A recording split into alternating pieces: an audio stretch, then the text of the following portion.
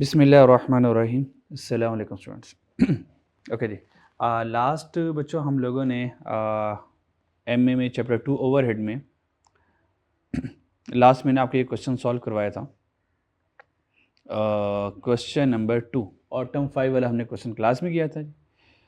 और इसके नेक्स्ट वाला क्वेश्चन मैंने आप लोगों को होमवर्क क्वेश्चन दिया था। होप सो होमवर्क क्वेश्चन आप लोगों ने कर लिया होगा। ठीक है, अच्छा जी। नेक्स्ट जी, सेकेंडरी या रीअपोर्शनमेंट। सेकेंडरी या रीअपोर्शनमेंट बच्चों क्या होती है? सेकेंडरी या रीअपोर्शनमेंट का मतलब ये होता है कि अब जो हमारे सर्विस डिपार्टमेंट के खर्चे हैं उनका डायरेक्ट प्रोडक्ट से तो कोई ताल्लुक नहीं होता, लेकिन उन सर्विस डिपार्टमेंट का ताल्लुक डायरेक्ट प्रोडक्शन डिपार्टमेंट से होता है। यानी कि सर्विस डिपार्टमेंट जो खर्चे आ रहे होते हैं वो प्रोडक्शन डिपार्टमेंट की वजह से आ रहे होते हैं। तब हम क्या करेंगे, जो सर्विस डिपार्टमेंट के खर्चे होंगे उनको प्रोडक्शन डिपार्टमेंट में क्या कर देंगे, अपोर्शन कर देंगे ऑन रीजनेबल बेसिस। ठीक है, अब वो जो सर्विस डिपार्टमेंट के खर्चों को हमने प्रोडक्शन डिपार्टमेंट को डिस्ट्रीब्यूट करना है या पोर्शन करना है, वो कैसे करना है, तो उसके कुछ रूल्स हैं, उसके कुछ तरीके हैं। वो कुछ रूल्स मेथड्स को इंशाल्लाह अब हम डिस्कस करेंगे। फिर उसी से रिलेटेड आपको मैं कुछ एग्जांपल्स करवाऊंगा। फिर उसके बाद इंशाल्लाह एक पास पेपर का क्वेश्चन देखेंगे। ठीक है जी, अच्छा जी। सेकेंडरी या रीअपोर्शनमेंट में हम क्या करेंगे जी, ट्रांसफ़र कर देंगे all FY service department to production department using reasonable basis. तो सारे सर्विस डिपार्टमेंट खर्चों को पीडीज में बांट देंगे। Method of रीअपोर्शनमेंट। रीअपोर्शनमेंट के बच्चों हमारे पास दो तरीके होते हैं। एक को कहते हैं नॉन रेसिप्रोकल और एक को कहते हैं रेसिप्रोकल। इनके नाम जानने की ज़रूरत नहीं है कि रेसिप्रोकल क्या होता है, नॉन रेसिप्रोकल मतलब है, ये ज़रूरी नहीं है, एग्जाम में ये नहीं आता। ठीक है जी, अच्छा जी। मैं समझा देता हूँ, लेकिन इसको इतनी लिफ्ट नहीं करानी। हाँ, इससे आगे जो बात आएगी, हाँ, वो एग्जाम इंपॉर्टेंट होगी, उसको बड़ी ज़बरदस्त तरीके से, अच्छे तरीके से आप लोगों ने याद करना है। नॉन रेसिप्रोकल का मतलब क्या है? फॉर एग्जांपल हमारे पास ये मान लें कि सर्विस डिपार्टमेंट 1 है और हमारे पास मान लें ये सर्विस डिपार्टमेंट 2 है। दो सर्विस डिपार्टमेंट हमारे पास है, service department 1, service department 2। For example service department 1 का खर्चा आ रहा है 1000 और सर्विस डिपार्टमेंट 2 का खर्चा आ रहा है 1500। मैंने क्या किया, फर्स्ट स्टेप में ये जो S1 वाला खर्चा था, ये S1 वाला खर्चा था, ये सारा का सारा यहाँ से उठा के पीडीज में बांट दिया, पीडीज में बांट दिया। ठीक है, या हो सकता है इसका कुछ खर्चा यहाँ पे भी आ रहा है, यानी कि S2 के पास भी आ रहा हो कुछ कुछ। हो सकता है कि S1 ने S2 को भी कुछ एक आधी सर्विसेज दे दी हों। ठीक है, तो हो सकता है फॉर एग्जांपल 200 यहाँ पर आ गया। अब ये क्या हो गया, ज़ीरो, ये ज़ीरो हो गया। अगर एक डिपार्टमेंट जो एक मरतबा ज़ीरो हो जाए, अब S2 से S1 की तरफ खर्चा कोई नहीं आ सकता। ये है नॉन रेसिप्रोकल, यानी कि no service department cost will be transfer to any other service department after return of. जब एक मरतबा एक डिपार्टमेंट रिटर्न ऑफ हो जाए, अब ऐसा नहीं हो सकता कि ये तकरीबन आ गया 1700 टोटल बन गया, अब यहाँ से कुछ खर्चा दोबारा इधर आ जाए। नॉन रेसिप्रोकल में इसकी इजाज़त नहीं है। हाँ, रेसिप्रोकल में, हाँ रेसिप्रोकल में ये हो सकता है। रेसिप्रोकल में बिल्कुल ये हो सकता है कि सर्विस डिपार्टमेंट 1 है, सर्विस डिपार्टमेंट 2 है, इसका खर्चा 1000 आया, इसका खर्चा 1500 आया, और यहाँ से 1000 सारा के सारा माइनस हुआ और 200 इसके पास चला गया, और ये अब हो गया ज़ीरो, और ये अब हो गया 1700। रेसिप्रोकल में दोबारा हो सकता है, जब 1700 को यहाँ से मैं माइनस करूँ, हो सकता है कोई 300 खर्चा दोबारा इसके पास आ जाए, और फिर यहाँ से अब इसके बाद क्या हुआ, अब इसके बाद ये ज़ीरो हो गया, लेकिन इसके पास 300 रह गया। अब 300 को यहाँ से ख़त्म करूँगा, हो सकता है यहाँ पे दोबारा कुछ 100 आ जाए। अब चेक करें, ये ज़ीरो हो गया, अब ये 100 हो गया। तो रेसिप्रोकल में सिलसिला चलता रहता है जब तक ये सारी वैल्यू 0 या 0 के करीब करीब ना आ जाए। तो रेसिप्रोकल में हम एक दूसरे का खर्चा बांट कर कम होते रहते हैं, जबकि नॉन रेसिप्रोकल में एक मरतबा जो ज़ीरो हो जाए वो दोबारा उसके पास खर्चा नहीं आ सकता। ठीक है, तो ये नॉन रेसिप्रोकल का मतलब था। ठीक है जी, खैर ये ज़रूरी नहीं, इतना ज़रूरी नहीं है। हाँ, अब ये जो रेसिप्रोकल के, नॉन रेसिप्रोकल के और रेसिप्रोकल मेथड्स हैं ना, असल में ये कीमती हैं, तो हमें ये सीखने हैं। तो नॉन रेसिप्रोकल के दो मेथड्स हैं। तो नॉन रेसिप्रोकल चल गया, जब एक मरतबा ज़ीरो हो गया दोबारा इसका खर्चा कोई नहीं आने वाला। नॉन रेसिप्रोकल में दो मेथड्स होते हैं, एक को कहते हैं डायरेक्ट मेथड और एक को कहते हैं स्टेप डाउन मेथड। हाँ, ये एग्जाम में इंपॉर्टेंट है। एग्जामिनर इससे एमसीक्यू पूछता है। एग्जामिनर कहेगा कि सेकेंडरी अपॉर्चुनिटी कर दो यूजिंग डायरेक्ट मेथड। वो रेसिप्रोकल नॉन रेसिप्रोकल का नाम नहीं इतना लेता, वो डायरेक्ट मेथड के नाम लेता है। कि आप क्या कर दें कि सेकेंडरी अपोर्शनमेंट कर दें डायरेक्ट मेथड से, आप सेकेंडरी अपोर्शनमेंट कर दें स्टेप डाउन मेथड से। अब डायरेक्ट मेथड क्या है, इसको डायग्राम से समझते हैं। डायरेक्ट मेथड एक ऐसा मेथड है जहाँ पे जो सर्विस डिपार्टमेंट है ना, जो सर्विस डिपार्टमेंट मान लो 1 है, ये जो सर्विस जो SD 1 है, ये PD को सारा सा खर्चा दे दिया जाएगा, यानी कि सारा का सारा SD 1 का खर्चा PDs को दे दिया जाएगा। और इसी तरह जो SD 2 होगा, सर्विस डिपार्टमेंट 2 होगा, उसका खर्चा भी PDs को बांट दिया जाएगा। यानी कि SD 1 या SD 2 ये आपस में कोई ट्रांजैक्शन नहीं करेंगे, आपस में नो ट्रांजैक्शन, या आपस में कोई लेन देन नहीं करने वाले, ठीक है। और इसकी निशानी क्या है, जब हम क्वेश्चन पढ़ेंगे तो क्वेश्चन में 0% नज़र आ रही होगी, 0% गिवन, यानी कि सर्विस डिपार्टमेंट के कॉलम के अंदर, सर्विस डिपार्टमेंट के एरिया के अंदर कोई परसेंटेज नज़र ही नहीं आ रही। इसका मतलब क्या, ये जो सर्विस डिपार्टमेंट वाले हैं ये एक दूसरे को सर्विसेज नहीं दे रहे हैं, इसका मतलब ये डायरेक्ट मेथड है। स्टेप डाउन मेथड में क्या होगा, same with the case, service department खर्चा PDs में जाएगा, सर्विस डिपार्टमेंट का 2 का खर्चा भी PDs में जाएगा, लेकिन ये जो सर्विस डिपार्टमेंट 1 है, चेक करें, ये PD को भी खर्चा, इसका PD को भी खर्चा बांटा जा रहा है, लेकिन SD 1 जो है ये देखें SD 2 को भी सर्विसेज दे रहा है, यानी कि SD 1 का खर्चा SD 2 में ऐड हो रहा होगा। तो यहाँ पे क्या है, वन वे चल रहा है, यानी कि एक सर्विस डिपार्टमेंट दूसरे को सर्विसेज दे रहा है। तो अगर एक सर्विस डिपार्टमेंट दूसरे सर्विसेज डिपार्टमेंट को सर्विसेज दे रहा है तो क्वेश्चन की निशानी ये होगी, यहाँ पे आपको 1% नज़र आ रही होगी।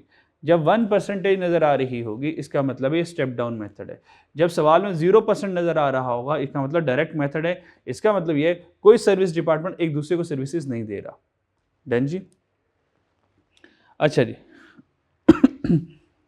नेक्स्ट हमारे पास आ जाता है रेसिप्रोकल। रेसिप्रोकल क्या होता है? रेसिप्रोकल का मतलब जैसे कि अगर हम 0 हो भी जाएं तो देखें दोबारा दूसरे सर्विसेज डिपार्टमेंट अच्छा रेसिप्रोकल चलता कब है? देखें जब S1 ने S2 को सर्विसेज दी तो S1 का खर्चा S2 के पास आया, फिर इसका मतलब यह है S2 के बाद टोटल कितना हो गया 17, इसने दोबारा S1 को सर्विसेज दी, फिर S1 ने S2 को सर्विसेज दी। इसका मतलब रेसिप्रोकल मेथड में दोनों सर्विसेज डिपार्टमेंट एक दूसरे को भी सर्विसेज दे रहे होते हैं। जैसे रिपेयर वाला कैंटीन को सर्विसेज देगा, कैंटीन वाला रिपेयर को सर्विसेज दे रहा होता है। अगर 2 वे चल रहा है, अगर दोनों डिपार्टमेंट आपस में एक दूसरे को सर्विसेज दे रहे हैं, so that is called reciprocal method. और इस रेसिप्रोकल मेथड में हमारे पास 2 मेथड होते हैं, ठीक है। एक हमारे पास अलजेब्रिक मेथड होता है जिसको हम साइमल्टेनियस इक्वेशन कहते हैं, और एक हमारे पास रिपीटेड डिस्ट्रीब्यूशन या कंटिन्यूस मेथड, क्योंकि कंटिन्यूस चलता रहता है जब तक ये 0 के करीब ना जाए, या इसको इटरेटिव मेथड कहते हैं जी, ठीक है जी। तो इनमें से जी हाँ हम क्या करेंगे जी बच्चों, हम हमेशा साइमल्टेनियस को प्रेफरेंस देंगे। ये आसान है, इसके अंदर हम साइमल्टेनियस इक्वेशन बनाएंगे और मैं डायरेक्ट आपको कैलकुलेटर से कैलकुलेट करना सिखा दूंगा वो। डन जी। तो अब हमें कैसे पता चलेगा सर ये रेसिप्रोकल का सवाल है? अच्छा 3 बातें याद रखनी है आपने, direct method, step down method, और यहाँ से हमारे पास रेसिप्रोकल मेथड। रेसिप्रोकल मेथड में रिपीटेड डिस्ट्रीब्यूशन, साइमल्टेनियस इक्वेशन है, ये 2 हमारे पास मेथड आ जाते हैं, ठीक है। लेकिन कहानी सिर्फ हमारे पास टोटल 3 है। अगर पर क्वेश्चन में 0% आ जाए डायरेक्ट मेथड लगेगा, अगर 1% आ जाए तो हमारे पास स्टेप डाउन मेथड लगेगा, और अगर क्वेश्चन में 2% आ जाए, यानी कि 2% का मतलब अब एक सर्विस डिपार्टमेंट 1 2 को सर्विसेज दे रहा है और 2 1 को सर्विसेज दे रहा है, यानी कि एरोस चेक करें 2 वे सिस्टम चल रहा है। तो यहाँ पे 2% नज़र आ रही है, 2% गिवन होंगी। तो अगर 2% गिवन होगी तो हम रिपीटेड से भी करेंगे और साइमल्टेनियस से भी करेंगे। डैनी जी अब हमारे पास हो गए टोटल कुल मिला के 4 कॉन्सेप्ट। कौन कौन सा? डायरेक्ट, स्टेप डाउन, और रेसिप्रोकल में रिपीटेड डिस्ट्रीब्यूशन और साइमल्टेनियसली। अब इन चारों के एक एग्जाम्पल करते हैं ताकि एग्जाम्पल से हमें बात समझ आ जाए। पहले वाला जी हमारे पास ये क्वेश्चन है जी, ये क्वेश्चन है। अब इस क्वेश्चन में सबसे पहले अगर मैं आपसे पूछूं, सिर्फ क्वेश्चन को देखें ज़रा और मुझे बताएं कौन सा मेथड है, direct method, step down method या रेसिप्रोकल मेथड। अब देखें एक लम्हे में जज कर लेंगे, एक लम्हे में जज कर लेंगे, शाबाश हिम्मत करें ज़रा और बताएं मुझे ये कौन सा क्वेश्चन होगा। सर्विस डिपार्टमेंट देखना, सर्विस डिपार्टमेंट देख के बताएं कौन सा मेथड लगेगा। तो देखिए सिर्फ 1% गिवन है, सिर्फ 1% पूरे सर्विस डिपार्टमेंट सिर्फ 1% गिवन है, ये स्टेप डाउन मेथड है, स्टेप डाउन मेथड है। मेरी बात समझ आ गई? और अगर 10% इधर होता, मान लो 10% इधर होता, 2% गिवन होती, तो अब ये रेसिप्रोकल मेथड है। तो या तो अब मैं इसको डिस्ट्रीब्यूशन मेथड से करता या तो अब मैं इसको एल्जेब्रिक मेथड से करता। डन जी, चलो जी। अच्छा जी, ठीक है। अब चलते हैं आगे। अब उसने कहा कि रीअपोर्शन कर दें cost of service department by using, यानी कि ये जो सर्विस डिपार्टमेंट के पास 50,000 एक्स के पास है और वाई के पास 30,000 है, कहता है इसको रीअपोर्शन कर दें, यानी कि इन दोनों को A B C production department में बांट दें। किस बेसिस पे बांटना है? Reasonable basis. और वो परसेंटेज उसने ऑलरेडी हमें क्या की हैं? परसेंटेज उसने ऑलरेडी हमें बताई हुई हैं। अब पहला मेथड देखिए, उसने क्या कहा? Direct method. आप कहेंगे सर रुके रुके, ठहरे ठहरे जरा। अगर उसने डायरेक्ट मेथड हमें कहा है, अगर उसने हमें डायरेक्ट मेथड कहा है, सर डायरेक्ट मेथड में तो 0% गिवन होती है, तो यहाँ पे नज़र आ रही है, हाँ बेशक यहाँ पे एक परसेंटेज नज़र आ रही है, और उसने पूछा डायरेक्ट मेथड। अब मैं क्या करूँगा? इसको खुद क्रॉस करूँगा कि ये परसेंटेज नहीं है। जब मैं 10% को क्रॉस कर दूंगा for the sake of solving direct method question, तो अब मेरे पास रिमेनिंग परसेंटेज कितने बच गई? 40 प्लस 20 60, 60 प्लस 30 90, यानी कि अब मेरे पास 10 होता तो 100% बनता, क्योंकि डायरेक्ट मेथड की वजह से 10 को मुझे क्रॉस करना पड़ा। अब जो मेरे पास टोटल परसेंटेज बनी फॉर डिपार्टमेंट एक्स वो बनी 90, और डिपार्टमेंट वाई की परसेंटेज कितनी है? 30 30 60 प्लस 40, हाँ उसकी तो 100% पूरी है। देखिए यहाँ पे कोई परसेंटेज नज़र नहीं आ रही। तो डायरेक्ट मेथड में अगर कोई, अच्छा सवाल में कभी ऐसा नहीं होगा, ये तो समझाने के लिए मैंने ट्रिकी क्वेश्चन रखा। सवाल में ऐसा नहीं होगा, सवाल में आपको परसेंटेज डायरेक्ट मेथड में नज़र ही नहीं आएगी, ठीक है जी। तो सिंपल एक्स और वाई दोनों 100% पर ऑलरेडी पहले ही आ रहे होंगे, और अगर खुदा न खास्ता ऐसा हो जाए तो वो आप खुद क्रॉस करेंगे परसेंटेज को, ठीक है, क्योंकि डायरेक्ट मेथड में सर्विस डिपार्टमेंट के पास कोई परसेंटेज नहीं होनी चाहिए। चलो जी, सॉल्व करते हैं, solve this question by using the direct method. इसको डायरेक्ट मेथड से हम इंशाल्लाह अभी सॉल्व करते हैं, ठीक है जी।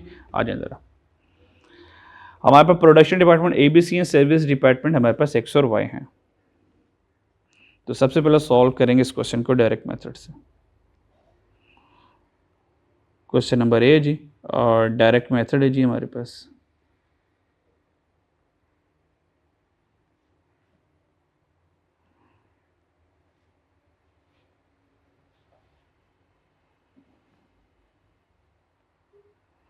डायरेक्ट मेथड में सबसे पहले हम डिपार्टमेंट का नाम लिख लेते हैं। हमारे पास पीडीज़ हैं और एसडीज़ हैं जी, ठीक है, और 3 हमारे पास डिपार्टमेंट्स हैं।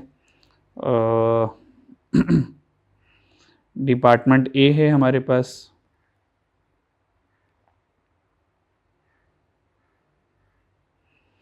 डिपार्टमेंट ए है हमारे पास, फिर डिपार्टमेंट बी है हमारे पास, फिर डिपार्टमेंट सी है हमारे पास।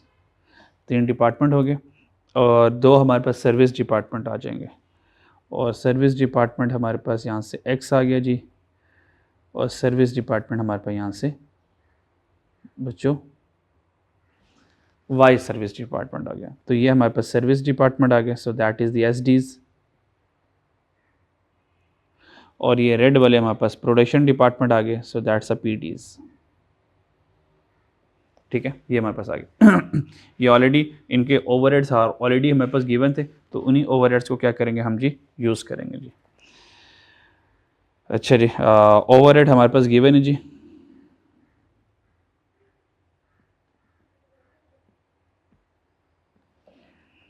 ए का 1 लाख, 2 लाख, 1.5 लाख,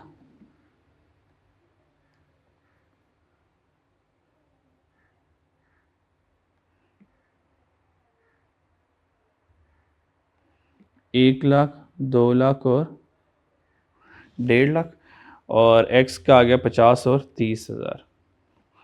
तो यहाँ पर आ जाएगा 50 और 30,000। डन जी। अच्छा, अब इसके बाद हमने क्या करना है? एक्स को अपोर्शन कर देना, एक्स को बांट देना, ठीक है। एक्स और वाई में पहले किसको बांट दें? जिस मर्जी को बांट दे, कोई टेंशन वाली बात नहीं है डायरेक्ट मेथड में। तो 50,000 को पहले एक्स को बांट देते हैं, ठीक है। हम क्या करेंगे? एक्स को जी डिस्ट्रीब्यूट कर देंगे। अब एक्स को डिस्ट्रीब्यूट करेंगे using reasonable basis. Reasonable basis के ऊपर हम क्या करेंगे? एक्स को बांट देंगे। अब रीजनेबल बेसिस डायरेक्ट मेथड में इनकी परसेंटेजेस होती हैं, ठीक है। तो सबसे पहले हम डिपार्टमेंट एक्स को डिस्ट्रीब्यूट करने लगे ऑन रीजनेबल बेसिस। तो रीजनेबल बेसिस के ऊपर हम क्या करेंगे? डिस्ट्रीब्यूट कर देंगे, और वो रीजनेबल बेसिस इसकी परसेंटेजेस ही हैं। कितनी परसेंट है? 40 20 और 30। 40, 20 और 30, यानी कि 40, 20 और 30 इन परसेंटेज की बेसिस के ऊपर हम क्या करेंगे जी, इनको बांट देंगे जी, ठीक है जी। अच्छा जी, अब कैसे बांटना जी, आ जाए ज़रा कैलकुलेट कर लेते हैं जी। सबसे पहले 40% है, अब 40, 20 और 30, अगर मैं इन तीनों का टोटल परसेंटेज निकालूं तो इन तीनों की जो टोटल परसेंटेज बच्चों बनती है वो बनती है 90%। अब टोटल परसेंटेज बनती है 90%, अगर 100% बनती होती तो फिर तो आसान काम था ना मेरा। अब 90% बनती है जी, तो 90% अगर है हमारे पास तो मुझे यहाँ से इसका फ्रैक्शन बनाना पड़ेगा, ठीक है।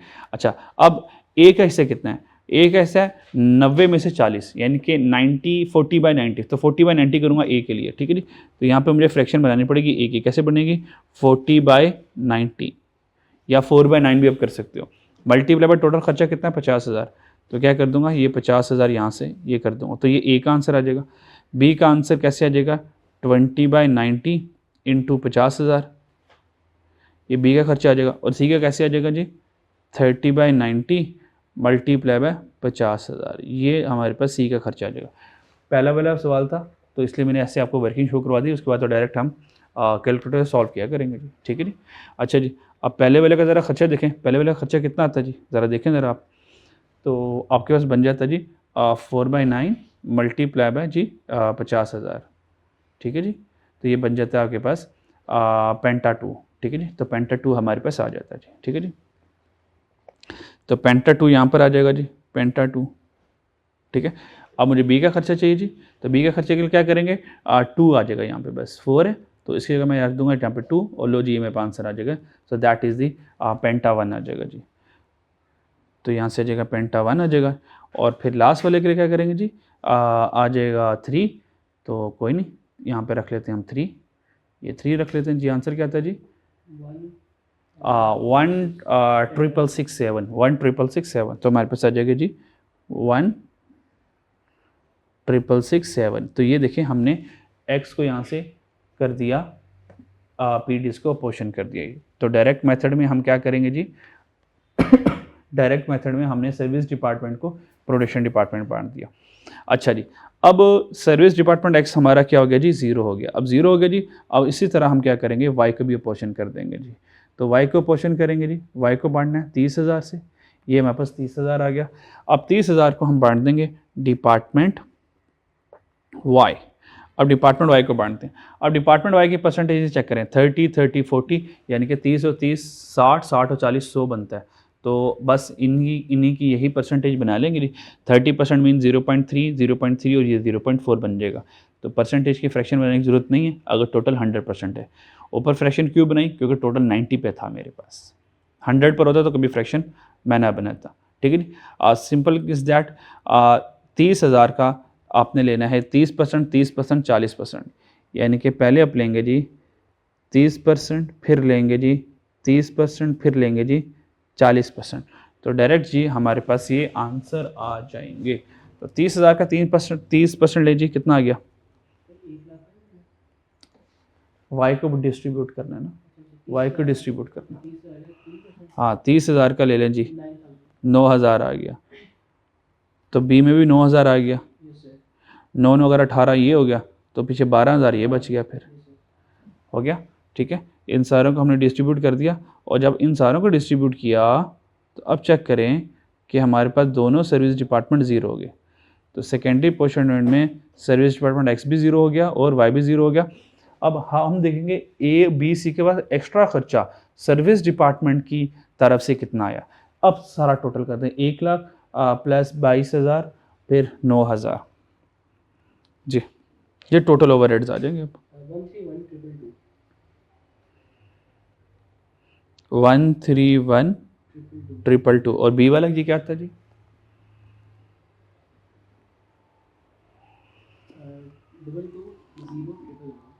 220,111 जी, और तीसरे वाला क्या आता है जी,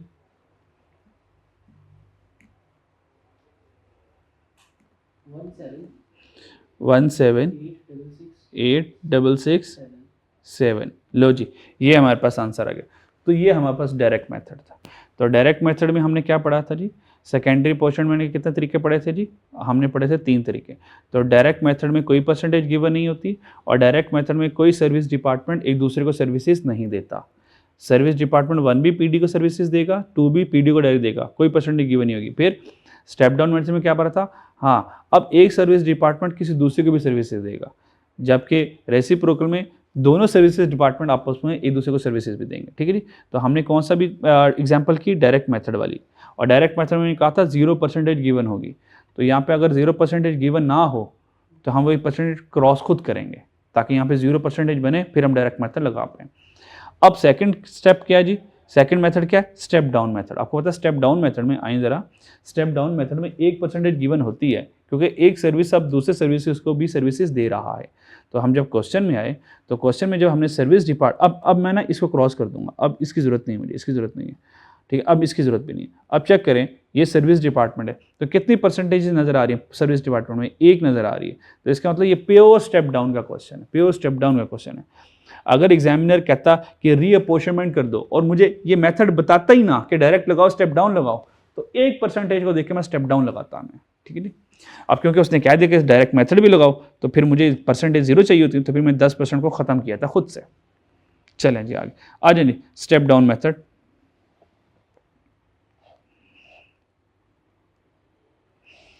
अच्छा जी, स्टेप डाउन मेथड में आ जाए जनाब। स्टेप डाउन मेथड करते हैं जी सॉल्व।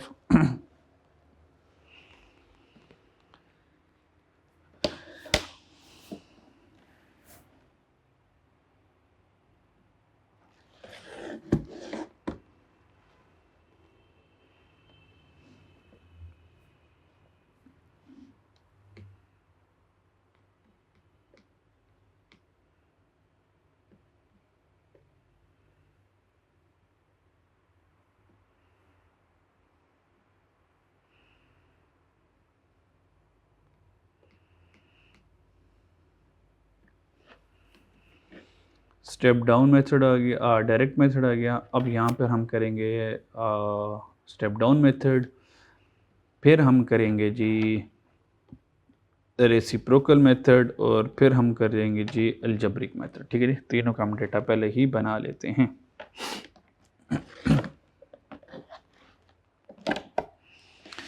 स्टेप डाउन मेथड आ गया जी। नेक्स्ट आ जाए जी हमारे पास आ जाएगा second one is sorry direct method हमने कर लिया जी। सेकंड वन हमारे पास आ जाएगा step down method.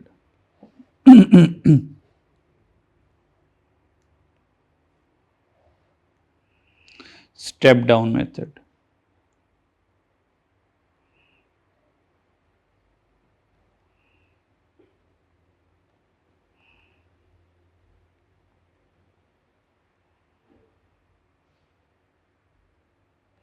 Step down method आ गई जी। चले आ जाए। अब स्टेप डाउन मेथड में सिंपल इज दैट, सीधी सीधी सी बात है। सबसे पहले डिपार्टमेंट एक्स को बांट देते हैं जी। तो यहाँ पे डिपार्टमेंट एक्स बांट दिया जाएगा। ये किस परसेंटेज से बांटनी है? जो परसेंटेज सवाल में गिवन है। कौन सी गिवन है जी? 40 20 30 10, 40 20 30 10। सो 40 20 30 और 10 इस परसेंटेज से बांट देना जी। शाबाश, आ जाए बांटने ज़रा। 50,000 का ज़रा 40% लें जी, क्या आंसर आता है जी? 20,000 आ जाता है। लो जी 20,000 आ गया। फिर ज़रा 20% ले तो फिर 15,000 और फिर 5,000। आप चेक करें, ये देखें 5,000 आज इधर आ गया। क्यों? क्योंकि एक्स वाई को सर्विसेज दे रहा है।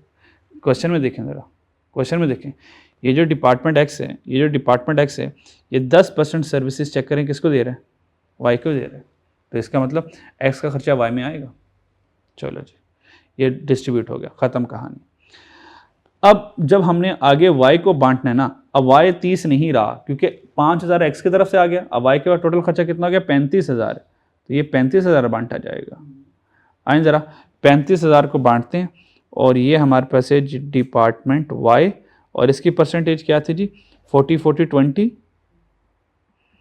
जी, ऐसे थी जी। परसेंटेज क्या थी इसकी? सॉरी 30 30 40 30 30 40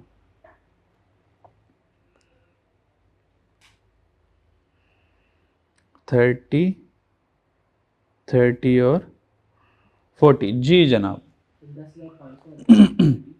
10,500। सेकंड वाला भी ये सेम ही है क्योंकि परसेंटेज ही सेम है, और 14,000। तो चेक करें, आज यहाँ पे कुछ भी नहीं गया क्योंकि वन वे सर्विसेज चल रही हैं। और अब हम क्या करेंगे जी, इन सब का टोटल कर लेंगे जी। इन सब का जब टोटल कर लेंगे तो चेक करें, ये दोनों जीरो पे चले गए, ए बी सी तीनों का टोटल कर लें बस, और ये that is the total overhead आ जाएगा हमारे पास जी। 130,500। Second one 22,0500।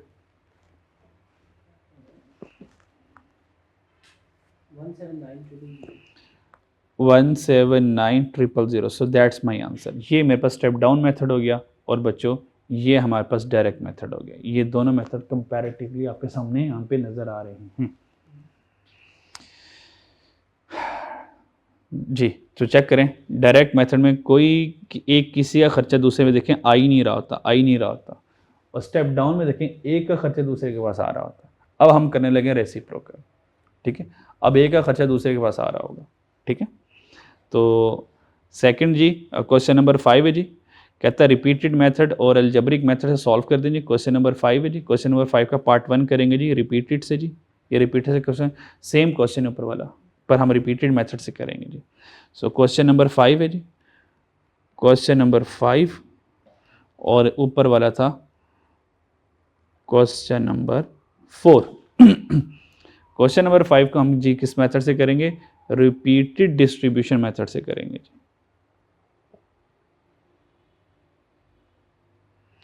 रिपीटेड मेथड से करेंगे।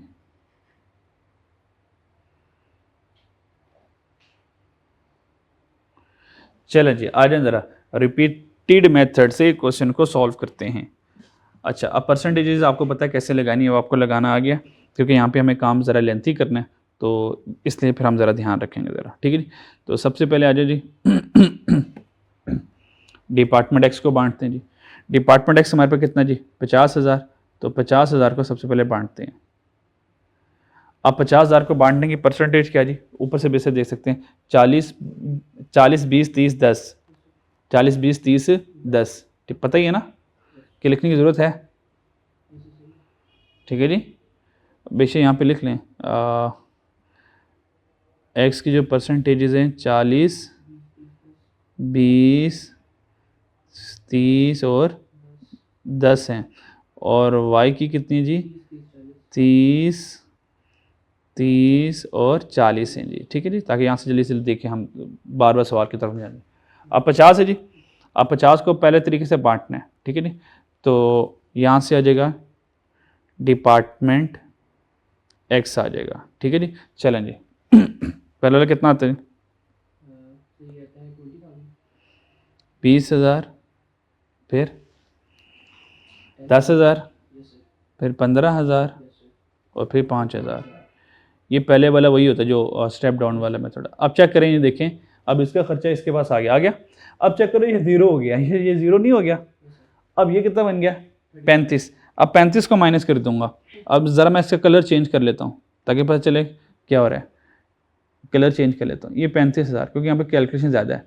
अब जब ये 35 माइनस करूँगा तो ये जीरो नहीं हो गया। चले, अब 35 को जब हमने डिस्ट्रीब्यूट किया, अच्छा रुके रुके रुके रुके, रेसिप्रोकल है ना, तो यहाँ पे 1% कम है, यहाँ पे 1% और होनी चाहिए, हाँ वो है 5%, क्योंकि रेसिप्रोकल तभी लगेगा जब सर्विस डिपार्टमेंट में कितनी परसेंटेजेस होंगी, 1 और 1 2 परसेंटेजेस गिवन होगी रिपीटेड में। रिपीटेड डिस्ट्रीब्यूशन मेथड तभी लगेगा जब हमारे पास सर्विस डिपार्टमेंट में 2 परसेंटेजेस गिवन होंगे, ताकि एक दूसरे को सर्विसेज दे दे, वो उसको सर्विसेज दे रहे, ठीक है। तो परसेंटेजेस क्या बनी, बी की डिपार्टमेंट वाई की 30 30 35 5, हाँ ये चेंज करूँगा ना, 30 30 35 5, वरना तो स्टेप डाउन मेथड बन जाता है 1% के साथ, तो 2 परसेंटेजेस हैं, ठीक है। आ जाए ज़रा 35,000 का ज़रा 30% लें, ज़रा 35,000 का 30% लें ज़रा। डिपार्टमेंट वाई आ गया जी, क्या जी 10,500, देन सेम है जी, same percentage, same one. Next जनाब 1225, फिर जी अब चेक करिए, जीरो नहीं हो गया था लेकिन इसको एक्स्ट्रा खर्चा आ गया। 1750। अब चेक करें, ये जीरो होगा लेकिन इसके पास आ गया। अब इसको ख़त्म करूँगा, अब इसको ख़त्म करने के लिए क्या करूँगा, 1750 को माइनस करूँगा और इनमें बांटूंगा। अब लें 40 20 30 10। अब दोबारा देखें डिपार्टमेंट एक्स दोबारा आ गया, तो यही रेसिप्रोकल होता है और रिपीटेड हो रहा है बार बार, एक ही डिपार्टमेंट ख़त्म होने के बाद दोबारा जिंदा हो रहा है। पहले वाले का 700 आ गया जी, ठीक है, जो भी आता लिखवा दें। 350 525 राउंडिंग करके लिखवा दीजिएगा। और वाई वाला जी अच्छा 175 आ गया जी। अब चेक करें, ये तो कैंसिल होकर जीरो हो गया लेकिन इसके बाद 175 एक्स्ट्रा आ गया। अब इसको दोबारा बांटेंगे जी।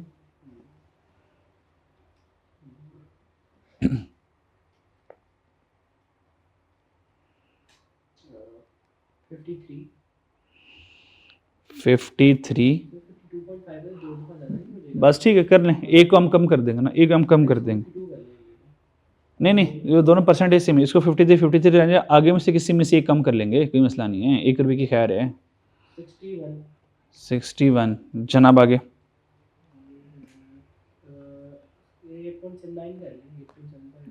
ठीक है 9 कर लेते हैं, डन जी। ये हमारे पास सारा आ गया, यहाँ तो कोई मसला जी, क्लियर। चलो इसको 52 कर लो। चलो 175 पूरा आ गया, डन जी। अच्छा अब हमारे पास देखें, यहाँ पे 9 रुपये एक्स्ट्रा आ गए, ठीक है। अगर यहाँ पे आप बांटना चाहें बांट दें और यहाँ पे हम लास्ट टाइम क्लोज कर देंगे, क्योंकि अब आंसर जब अंडर 10 आ जाए फिर सारों को बस बैलेंस करके बांट दो, अब फिर दूसरी सर्विस डिपार्टमेंट को कुछ ना दो। अब ये 9 आया ना, अब 9 से पीडीज में जाएगा, सर्विस में कुछ भी नहीं आएगा। क्लियर हो गया, मेरी बात समझ लगी जी। तो इसके बाद मैं क्या करूँगा, क्लोजिंग कर दूंगा और लास्ट में ये जो 9 रुपये बच जाएंगे, जब भी आपका जो आंसर है वह 10 से कम रह जाए, अब फिर दोबारा सर्विस डिपार्टमेंट को कुछ नहीं देना। अब ये हो गया सारा का सारा ज़ीरो हो गया। अब इस 9 को ज़ीरो करने के लिए यहाँ से माइनस करूँगा 9, और अब ये 9 सिर्फ प्रोडक्शन डिपार्टमेंट में बांटा जाएगा। अब ये दोबारा इधर नहीं आएगा, मैंने पहले इधर स्लैश लगा दी, डैश लगा दी, डन जी। चलो जी, अब इस 9 को बांटो किससे, 30 30 35 से 30 सॉरी एक्स 40 20 30 से, वही सेम ही रहेगी, 40 20 30 सेम ही रहेगी। 4 आ गया इधर,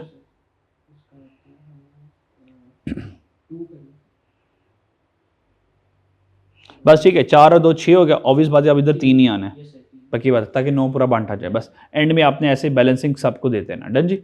चलिए ये था मेरे पास रिपीटेड मेथड। अब ज़रा सारा ABC का टोटल करें ज़रा, शाबाश।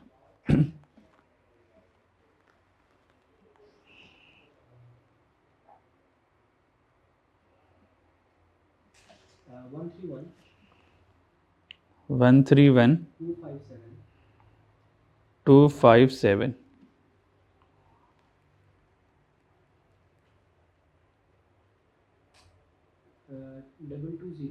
220 904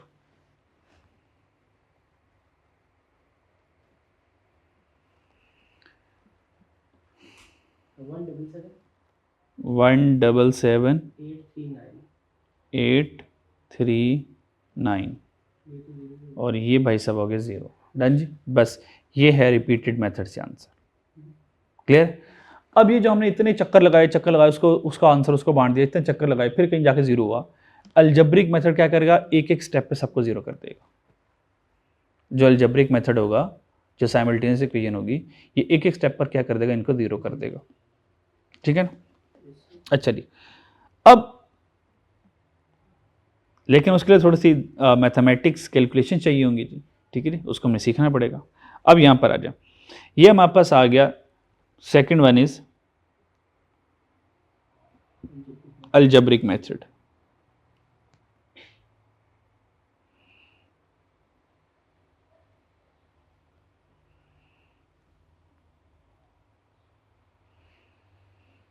साइमल्टेनियस इक्वेशन।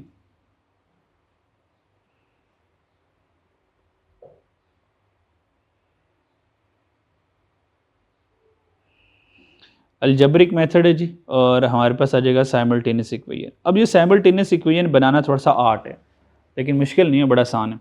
मैं आपको क्वेश्चंस को देखकर क्वेश्चन के ऊपर डायरेक्ट साइमल्टेनियस इक्वेशन बनाना सिखाता हूँ, उससे ज़्यादा आपके लिए आसानी हो जाएगी, ठीक है। फिर हम दोबारा वर्किंग में भी कर लेंगे। अब साइमल्टेनियस इक्वेशन बनानी कैसे, साइमल्टेनियस इक्वेशन बनानी कैसे है?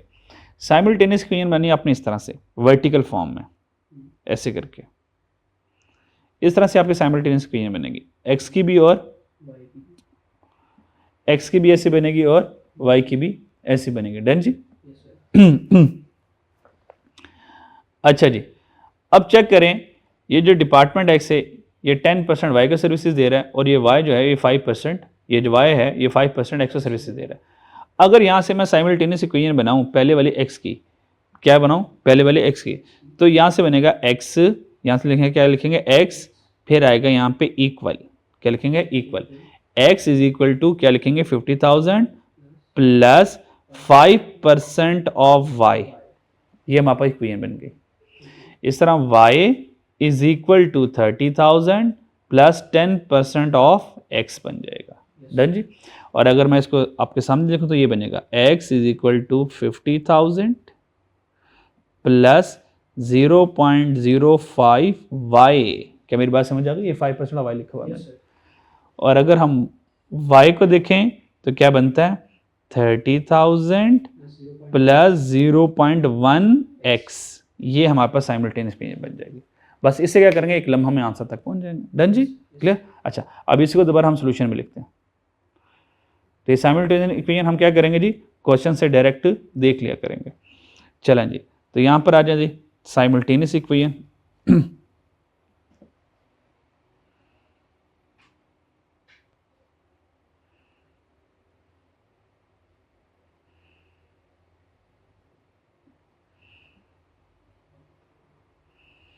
जी बच्चों, साइमल्टेनियस इक्वेशन हमारी क्या बनी थी, x, जी बच्चों क्या बनी थी, x is equal to 50,000 plus 0.05 y, और फिर y इज इक्वल टू 30,000 0.1, और यहाँ पे आ जाएगा x। डन जी, ये आ गया। अच्छा, अब हम क्या करेंगे, कैलकुलेटर की मदद से क्या करेंगे, डायरेक्ट x और y निकाल लेंगे। टोटल x कितना बांटा जाना है, y। रुके, यहाँ पे आप गलती करेंगे। जब आपने ये साइमल्टेनियस इक्वेशन बना रही, उसके बाद, हाँ बहुत अच्छे, हाँ well done, we will convert this into standard form. हम क्या करेंगे, इसको स्टैंडर्ड फॉर्म में कन्वर्ट करेंगे, वरना बच्चे क्या करेंगे, कैलकुलेटर यूज करते रहेंगे लेकिन आंसर गलत आता रहेगा, परेशान होते रहेंगे, यार ये तो हमसे आ ही नहीं रहा। तो भाई स्टैंडर्ड फॉर्म ये नहीं है, स्टैंडर्ड फॉर्म में कन्वर्ट करना है। भाई स्टैंडर्ड फॉर्म क्या है जी, ax plus B Y plus C equal to 0, या ax plus B Y is equal to C. X और वाई को एक तरफ रखना है, कांस्टेंट को दूसरी तरफ भेज देना आपने, सिंपल इज दैट। डन जी, क्लियर। अब आप डायरेक्ट कैलकुलेटर से करना चाहें तो कर लें, वरना इसको क्या करें, स्टैंडर्ड फॉर्म में कन्वर्ट कर लें। स्टैंडर्ड फॉर्म में कन्वर्ट करने के बाद फिर हम कैलकुलेटर का यूज़ करेंगे। तो सबसे पहले मैंने अपने पास एक्स रख लिया, ये देखें एक्स आ गया, फिर वाई रखेंगे तो माइनस क्या बन जाएगा 0.05 वाई, तो यहाँ पे इक्वल टू क्या आ जाएगा 50,000, ये एक्स स्टैंडर्ड फॉर्म में आ गया। और वाई कैसे आएगा जी, वाई सॉरी दोबारा एक्स, ये एक्स ये पड़ा हुआ है, इसको करेंगे 0.1x, और ये इधर ही है, और फिर y को इधर ले आएंगे तो बन जाएगा -1y, और 30,000 उधर चलेगा तो -30,000, हाँ। अब हम करेंगे बाय यूजिंग कैलकुलेटर,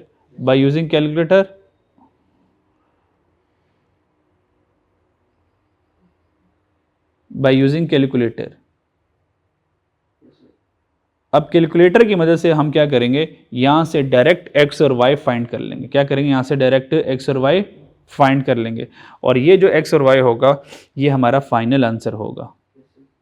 और ये देखना इससे कितनी हमें आसानी मिल जाती। अब जनाब x कितना आता है जी, 51759 कर लेते हैं जी यहाँ से चेक। x कितना आएगा जी हमारे पास, करीब करीब आ जाए यार।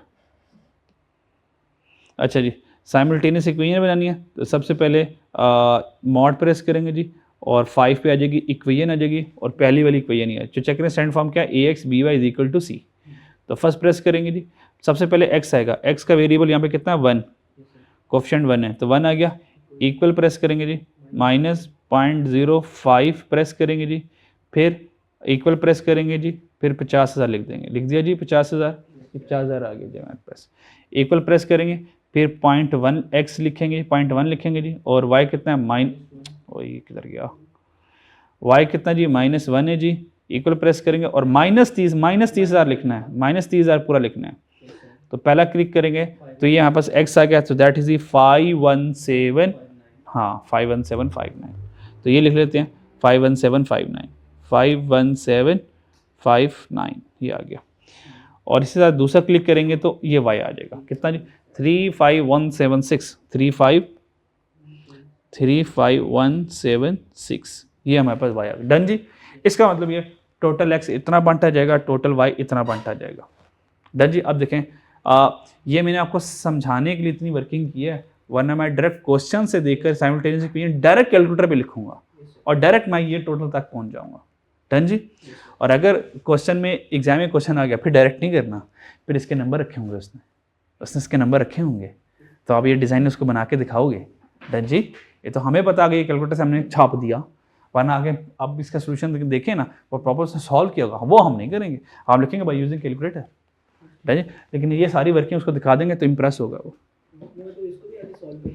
हाँ, वो यहाँ से इसका प्रॉपर साइमल्टेनियस इक्वेशन लगाएगा, सब्स्टिट्यूट मेथड लगाएगा। हाँ हाँ हाँ, वो अच्छा खासा लेंथी सवाल हो जाता है। अब इसका सोल्यूशन देखना नजर आएगा आपका, वो आपको ऐसे ही नजर आएगा। चलें जी, आ जाए ज़रा। ठीक है जी।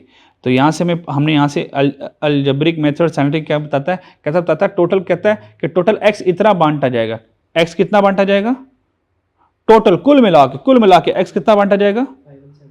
अब एक मैजिक दिखाऊं, मैजिक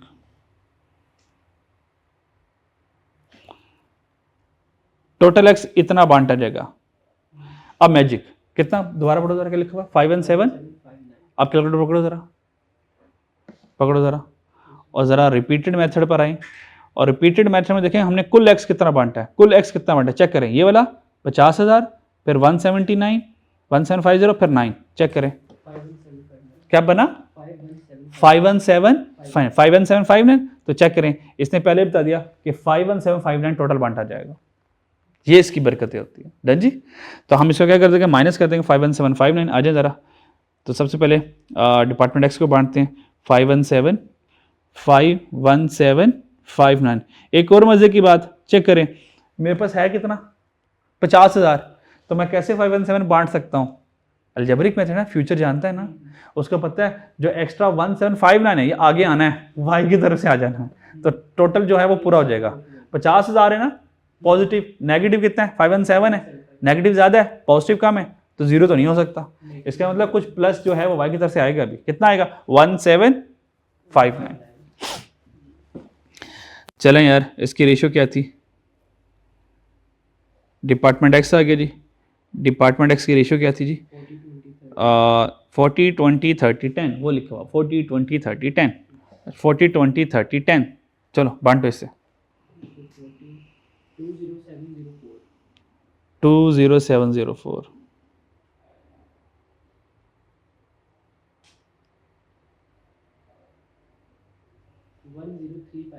10352। हाँ चेक कर लेते हैं, 40 40, हाँ 40 20 30 है, 155 5176 आ जाएगा। डन जी। अब चेक करें y टोटल कितना बना 35176 टोटल। देखिए हमने अलजेब्रिक में पहले ही बता दिया था यही बनेगा 35176, हालांकि हमें पहले तो 30,000 नजर आ रहा था। डन जी। अब इसको पोर्शन करेंगे, सारा का सारा 0 हो जाएगा। सो 35176 ये 0 हो गया, ये भी जरूर 0 हो गया। अब यहाँ पे सारा कुछ आ जाएगा। जी बताएं वाई में कितना परसेंटेज क्या जी? 30 30 30 30 35 और 5, 30 30 35 और 5, 30 बताएं पहले। 10553 फिर 1 2 3 1 2 देन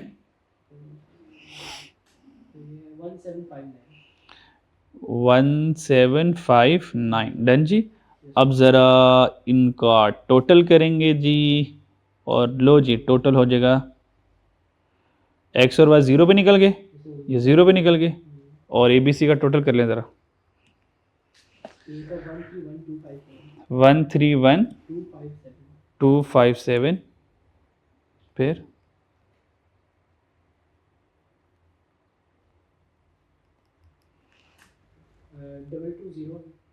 220 905 और चार्ली का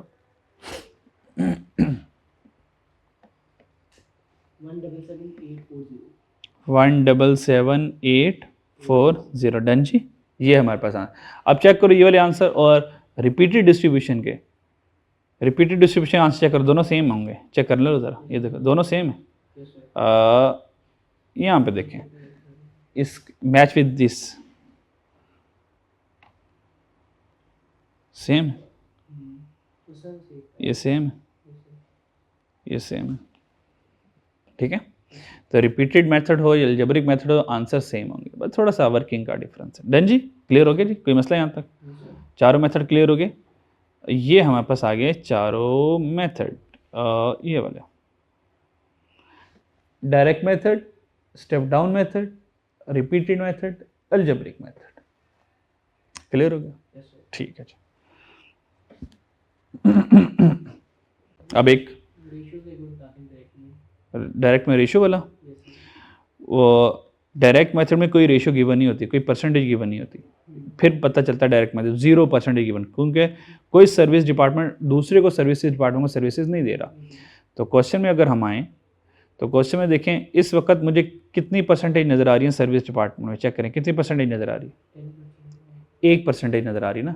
नंबर ऑफ परसेंटेजेस देखनी, नंबर ऑफ परसेंटेजेस देखनी 1, तो अगर ये 1% है तो स्टेप डाउन मेथड है ये। डन जी।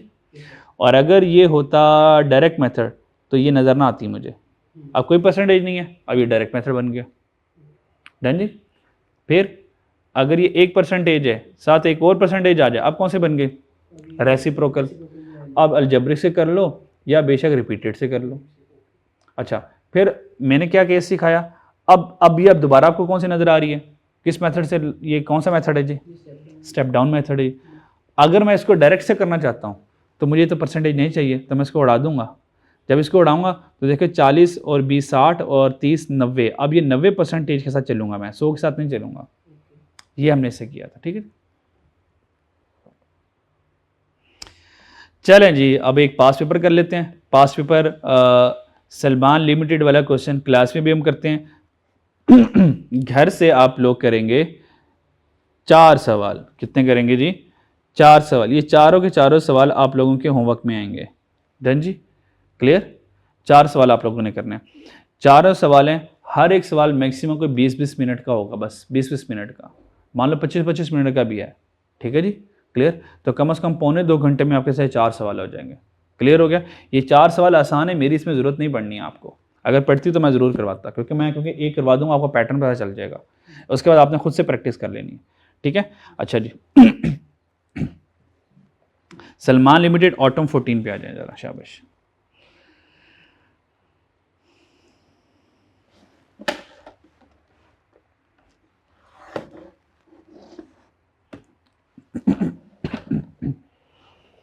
तब तक क्वेश्चन रीड कर लो।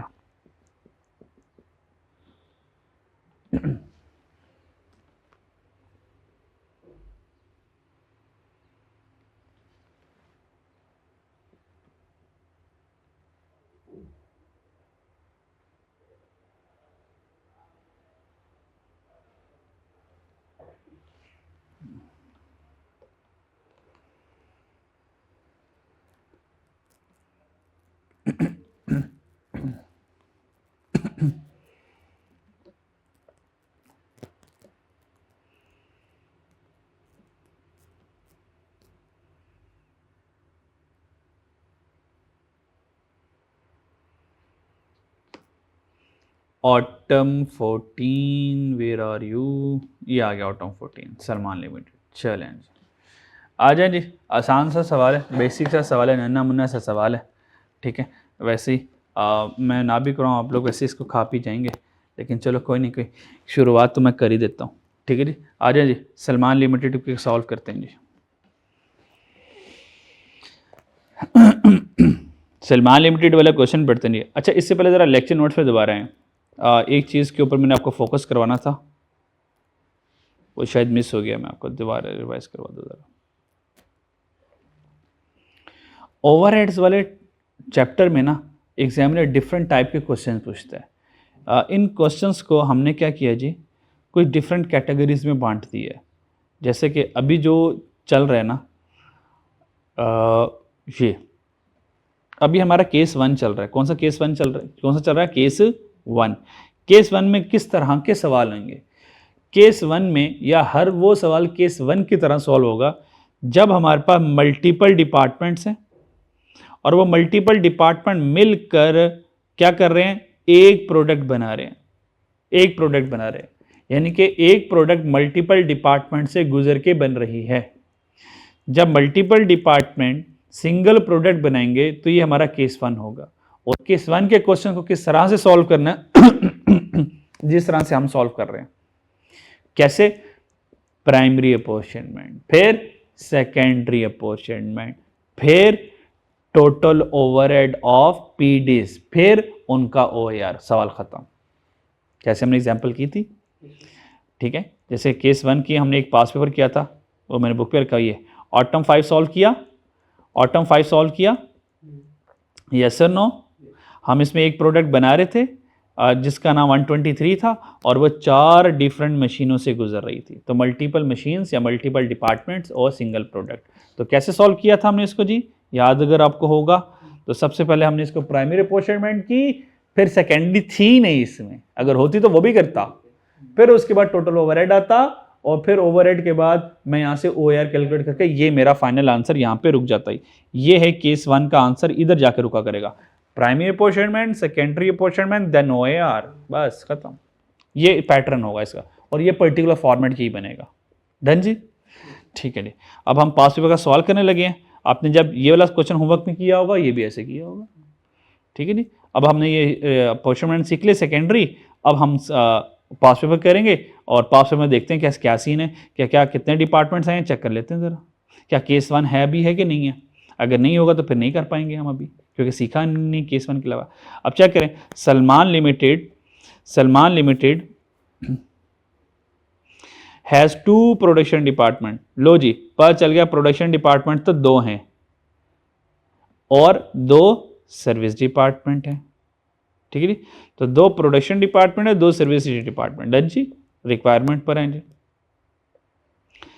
Compute the departmental overhead absorption rate, यानी कि हर एक डिपार्टमेंट का मुझे क्या करना है जी, ओवरहेड एब्जॉर्प्शन रेट कैलकुलेट करना है। क्लियर हो गया?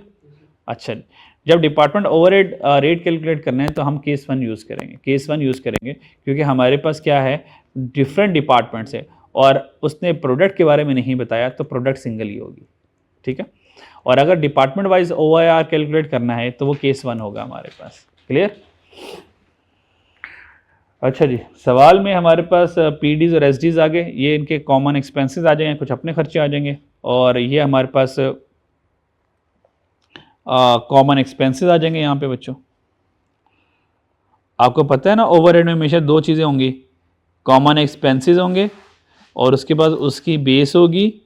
और अगर सेकेंडरी अपॉर्चनमेंट आई तो सेकेंडरी अपॉर्चनमेंट की ये उसकी बेस आ जाएगी हमारे पास, सेकेंडरी अपॉर्चनमेंट की हमारे पास बेस आ जाएगी। यहाँ तक देखें कोई मसला? पक्की बात? अच्छा, अब क्योंकि मुझे डिपार्टमेंट वाइज ओवरहेड कैलकुलेट करना है तो यहाँ पर डिफरेंट परसेंटेज आ गई। अब मैंने यहाँ से लाइन नहीं पढ़ी ये वाली, लेकिन मैं आपसे अगर ये पूछूं कि ये लिखा हुआ है SD1 SD2, ये 2 सर्विस डिपार्टमेंट है, तो बताएं यहाँ पे कितनी आपको परसेंटेज नज़र आ रही हैं? 2 नज़र आ रही हैं। तो ये रेसिप्रोकल हुआ, तो आप इसको रिपीटेड से भी कर सकते हैं, अलजेब्रिक से। अब देखते हैं वो कैसे हमें कहता है SL allocate the cost of service department apply repeated distribution method. कहता है रिपीटेड डिस्ट्रीब्यूशन मेथड लगाता है। तो फिर हम भी क्या करेंगे, रिपीटेड डिस्ट्रीब्यूशन मेथड यहाँ पे लगाएंगे। ये बात मेरी समझ लगी? Yes, sir. चलो आइए ज़रा सॉल्व करते हैं इसको अगर ज़रा। ना specify करें तो हम कोई भी इस्तेमाल कर सकते हैं। अगर वो स्पेसिफाई नहीं करता तो फिर तो मैं कभी भी रिपीटेड नहीं लगाऊंगा, फिर रिपीटेड में तो मसला ही है ना। फिर रिपीटेड लगाने का मतलब एक काम बढ़ गया आपका, और बार बार उसका खर्चा उसको दो, उसका खर्चा दो, उसका खर्चा उसको दो, वो तो खर्चे बांटते बांटते थक जाएंगे फिर तो हम। ठीक है, फिर उस केस में, बल्कि हर केस में हम अलजबरी की लगाएंगे, हम अवॉइड करेंगे रिपीटेड को। अब खैर उसे रिपीटेड कह दिया, मजबूरी है, क्या करें भी। आए ज़रा सॉल्व करते हैं जी। अच्छा जी, क्वेश्चन नंबर कौन सा जी? 11।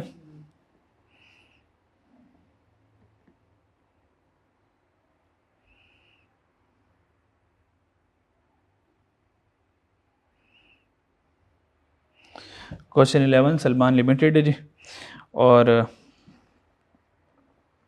एफ आई डिस्ट्रीब्यूशन शीट बनाएंगे। तो सबसे पहले हमारे पास एक्सपेंस आ जाएगा जी।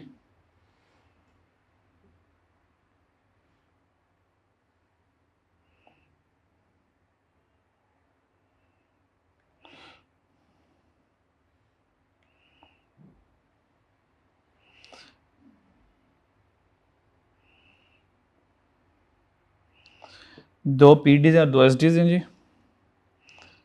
और पीडी में कौन है? पीडी ए, पीडी बी,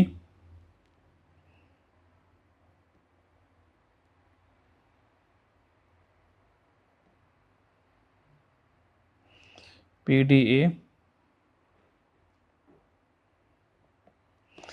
पीडी ए और पीडी बी आ गया। और फिर हमारे पास एस डी वन और एस डी टू आ गया।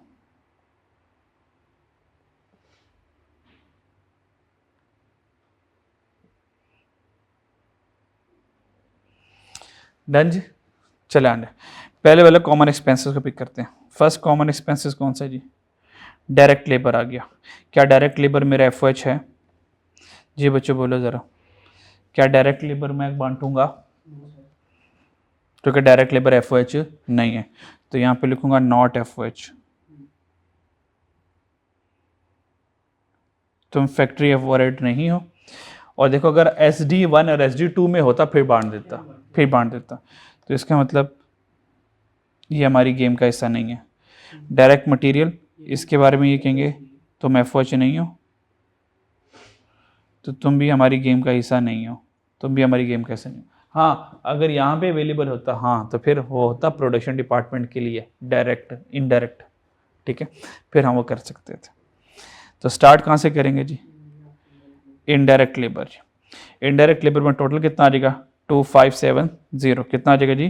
2570। तो आ जाए ज़रा यहाँ से स्टार्ट करते हैं इनडायरेक्ट लेबर से।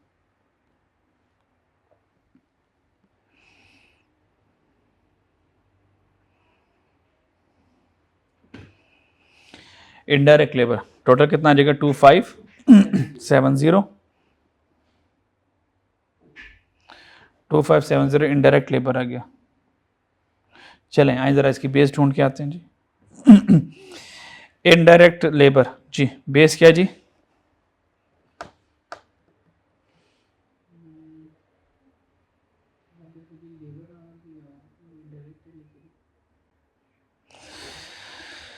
जी बच्चों, इनडायरेक्ट लेबर कोई बेस गिवन नहीं है। अगर कोई बेस गिवन नहीं है तो कोई मसला नहीं, ये बजट है और ऑलरेडी गिवन है। ये क्या है जी? ऑलरेडी गिवन है। चेक करो 1900, 600, 50, 20 ये टोटल गिवन है। इसी तरह इनडायरेक्ट मटेरियल वो भी गिवन है, ये दोनों गिवन है, इनको हम एज इट इज़ लिख देंगे। जो ऑलरेडी पैसे में डिस्ट्रीब्यूटेड होंगे उनको हम एज इट इज़ लिख देंगे। और ऊपर नज़रों में हमारी से ओझल होने लगा था, बच गया, रुपीज़ इन 1000 भी चल रहे। तो हम क्या करेंगे जी? रुपीज़ इन 1000 को मेंशन करेंगे।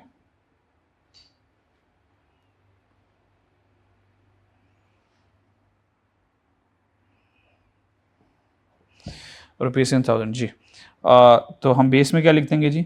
गिवन है जी। जी बताएं ज़रा जी। 1900, 600, 50,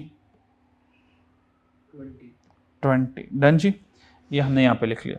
सेकंड वाला कौन था जी बच्चों? हमारा indirect material. So that's are ये आ गया इनडायरेक्ट मटेरियल। कितना जी? Indirect material 900, 1100, 150, 55 also given, 2204 is the total. Yes, sir.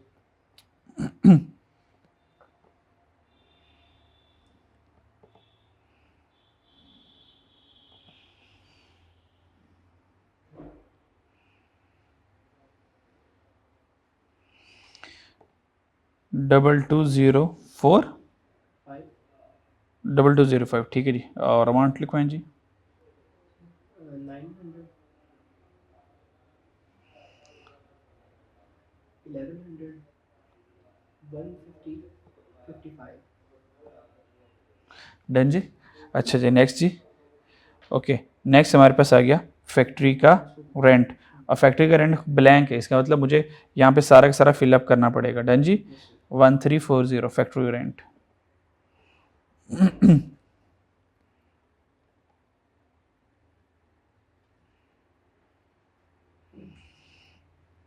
One three four zero क्या आ गया जी? हमारा फैक्ट्री का रेंट आ गया. आए ज़रा बांटते हैं इसको ज़रा. फैक्ट्री का रेंट जनाब, बेस सिलेक्ट करें यहाँ से जी. कौन सी बेस बनेगी? फ्लोर एरिया बनेगी. फ्लोर एरिया बनेगी. फ्लोर एरिया का टोटल कर लें ज़रा, शाबाश. फ्लोर एरिया का टोटल कर लें, शाबाश. 10,000. 10,000. तो रेशो क्या बनाएंगे जी? रेशियो क्या बनाएंगे जी? 5/10 बना लेंगे. 5/10, 4/10. और इसकी क्या बनेगी जी? 0.5/10 और 0.5/10. बस समझ लगे, संभाल लेंगे ना? Yes, sir. ठीक है. बस डायरेक्ट मुझे तो आंसर ही बताने हैं. ये वाला खेल खेल चुके हुए हैं हम. Yes, sir.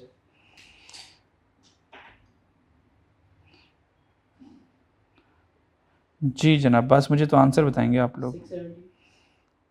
670. 670. तो ये 536. जी. 67.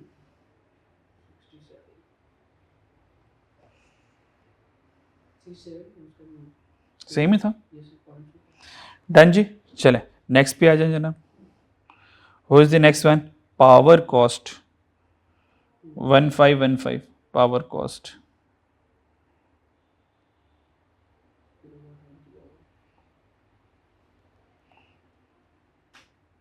आए ज़रा किलोवाट आवर या इलेक्ट्रिसिटी देखते हैं क्या गिवन है हमारे पास. किलोवाट आवर गिवन है हमारे पास. Yes, sir. ठीक है, यूज़ करते हैं फिर. किलोवाट आवर टोटल बता दें ज़रा इसका ज़रा, शाबाश. 1600. 1600 आ गया. तो रेशो क्या बनाएंगे? जो मर्ज़ी बना लें. 800 ओवर 1600 बना सकते हैं. 8/16 बना सकते हैं. जो मर्ज़ी कर लो आप. ठीक है जी, क्लियर. मुझे तो आंसर चाहिए बस. Yes, sir. जी जनाब.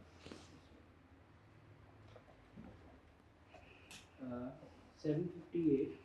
758.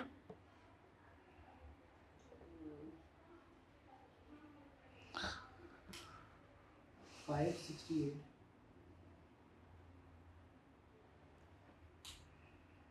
47.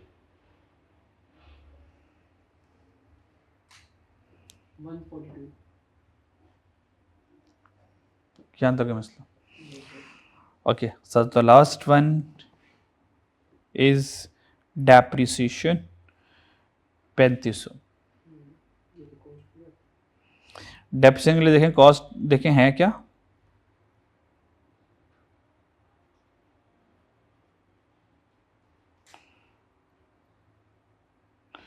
जी आ जाए. डेप्रिसिएशन के लिए क्या गिवन है जी हमारे पास? कॉस्ट. हमें क्या चाहिए जी? कॉस्ट चाहिए. पर डेप्रिसिएशन किसकी है? बिल्डिंग की है, मशीन की है? तो कोई हमारे पास यहाँ पे हिंट गिवन है जी? डेप्रिसिएशन नोप, कोई गिवन नहीं है. अच्छा जी. और टू प्रोडक्शन डिपार्टमेंट है जी. और डेप्रिसिएशन के आगे खामोश है. अब ना बताया डेप्रिसिएशन के, ना बताया बिल्डिंग और मटेरियल,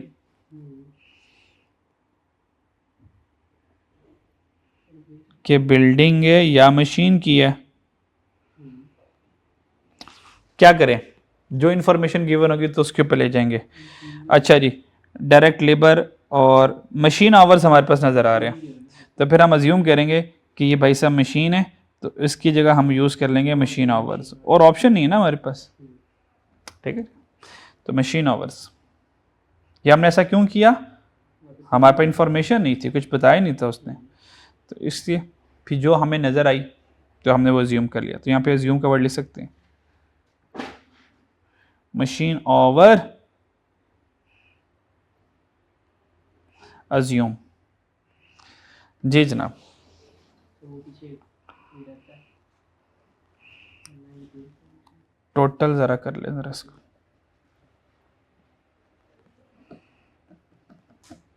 35,000। डन जी, ठीक है जी, संभाल लेंगे इसकी रेशो। Yes sir. चलें जी, यस सर। चलो आ जाओ जी, पांटो जी। 1925 देन 1225 1225 280 280। 70। लो जी, all have done, okay, now do total.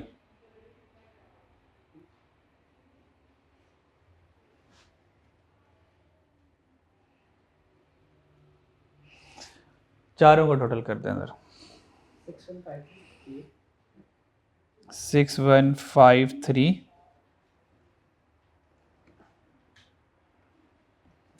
4029 4029 594 594 354। 354। Done जी, ये आता कोई मसला।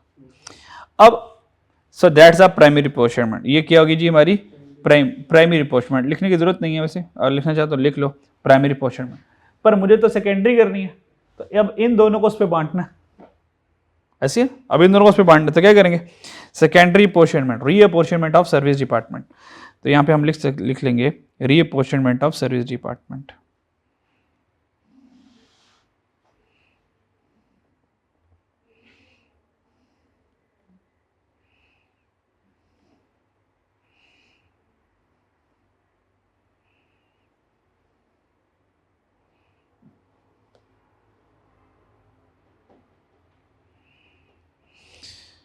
रीअपोर्शनमेंट of service department, service department की आइन ज़रा रीअपोर्शनमेंट करनी है, और जब हम रीअपोर्शनमेंट करेंगे तो यूजिंग रिपीटेड मेथड, ठीक है। So reapportionment of service department using repeated method.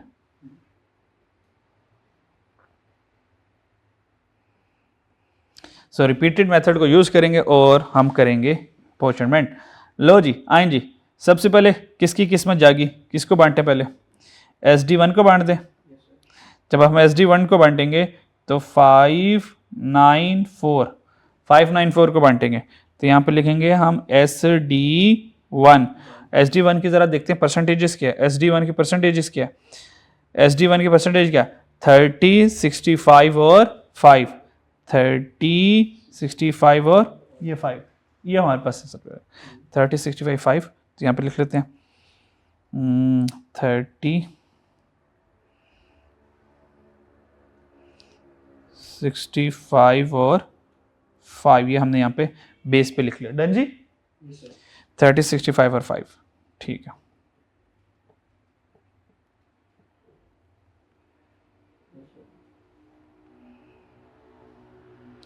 चले आए जी, बांट दें। 178 178 386 386 28। 28। अब ये 0 होगा, पर ये 354 प्लस 28 करें, अब इसकी लॉटरी निकल आई, क्या जी, 382 382। लो जी, और ये हो गया SD2, और SD2 को देखें परसेंटेज क्या है हमारे पास, SD2 की परसेंटेज क्या जी, 55 35 और 10, 55 35 और 10,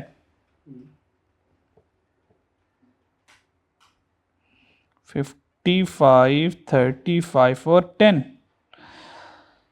जी जनाब जी 210 ठहरा 210 134 देखो अच्छा खासा जीरो हो गया था 38 आ गया इसके पास। अब दोबारा SD1 की किस्मत जाग गई क्योंकि 38 उसके पास आ गया, अब वो उसको भगाना पड़ेगा। तो SD1 चलें जी, SD1 बांट दें SD1। अच्छा जी, तो यहाँ पे रह जाएगा 11 25। 11 और 25 कितना होता है जी? 36। तो बात फिर सारा इसी को बांट दो, 2 रुपये उसको देके क्या करना है आपने? बांट दो सारा बांट दो। 38 माइनस 11 कर दो, कितना? कोई मसला नहीं है, कोई 2 रुपये इसको देके क्या करने थे? वो 1-1 रुपये बांटना पड़ता मुझे, बांट दो बस, खैर इतनी की खैर ही है। डन जी, बस अंडर 10 आ जाए तो बस बैलेंसिंग करके ख़त्म करो कहानी। इसके ऊपर टाइम ज़ाया होगा आपका और तो कुछ नहीं होने वाला जी। टोटल करते हैं अब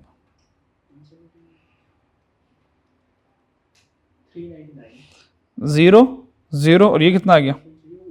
हाँ सर, ये ऐसे इसके साथ ये ना, ये ऐसे करके इसके साथ ये ना,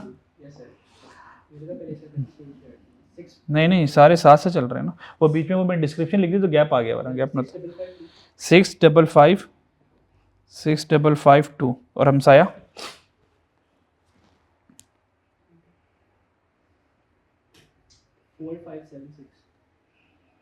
4576। यहाँ तक कोई मसला? सो इसका नाम बताएं, इन दोनों का नाम बताएं क्या है? इन दोनों का नाम बताएं क्या है? और नहीं टोटल का नाम बताएं क्या है? टोटल का नाम बताएं क्या है यार? टोटल ओवरहेड यार, टोटल फैक्ट्री ओवरहेड दें, और ये रुपीस इन 1000 में है, याद है ना आपको? चलें, मुझे क्या चाहिए था? ओ यार डिपार्टमेंट वाइज करना था ना, सारा रिक्वायरमेंट पढ़ें जरा साहब दोबारा। क्या रिक्वायरमेंट क्या थी? Department overhead absorption rate. अब किस बेसिस के ऊपर? कितना अच्छा एग्जामिनर है, बेस बताइए। Basis of overhead application, machine our और दूसरे का डायरेक्ट लेबर आवर। एक का मशीन आवर, दूसरे का direct labour our. Okay, machine our देखिए कितने हैं? 19250 19250, तो 19250 ले लें जी। और बी का 12250 आ गया। ओ सॉरी, वो लेबर आवर, वो लेबर के ऊपर लेना ना, वो लेबर आवर कितने हैं? ना कितने लेबर आवर कितने जी? ना सर, डायरेक्ट लेबर आवर तो पर यूनिट है। टोटल लेबर आवर ऐसे बनेंगे, ये ऐसे बनेंगे टोटल लेबर आवर। हाँ करो जरा, हाँ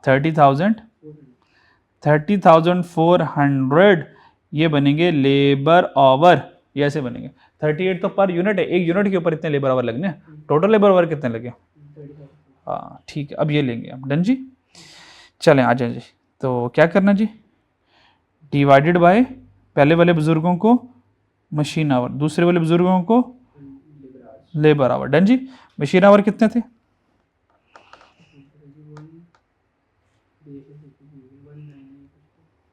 अच्छा ठहरो जरा,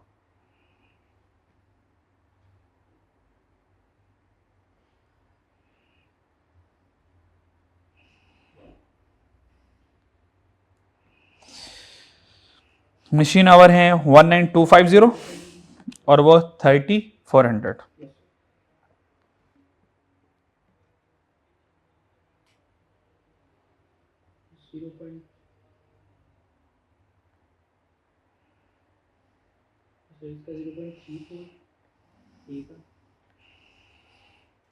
जीरो पॉइंट 0.34 कैसे? ओ सदे ओ ये 6552 नहीं है, 000 लगा साथ। ठहर जा जरा, ये गलतियां करनी थी, इधर ही मैं लगा देता, मैंने इधर नहीं लगाया तो आपने कहा 3 0 कहाँ से आ गए? तो अब यहाँ से 3 0 उड़ाऊंगा मैं, ये बाद को उड़ा देता हूँ तो ये गलती ना हो जी।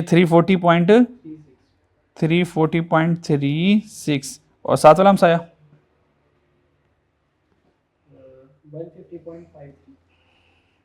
150.53। so that's your answer 53, so that's our answer। ये हमारा आंसर आ गया। So that's R Salman limited. ये हमारा कंप्लीट आंसर है। डन जी, ज़ियारत कर लें कि नोट शोट कर लें, कोई तस्वीर लेनी तो ले लें। एक और सवाल ना पढ़ा दे। हाँ अच्छा, एक नया सवाल कर ले, एक नया सवाल कर ले, या फिर हम जो मैंने आपको होमवर्क दिया उसी में से कोई सवाल समझा दूं, उसी में से कोई सवाल समझा दूं।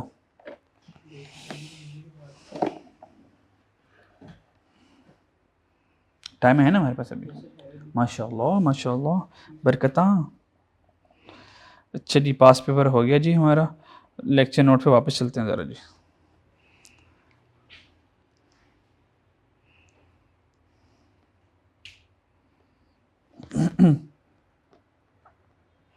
सलमान लिमिटेड डन जी, सलमान लिमिटेड डन, ये हमने डन कर लिया।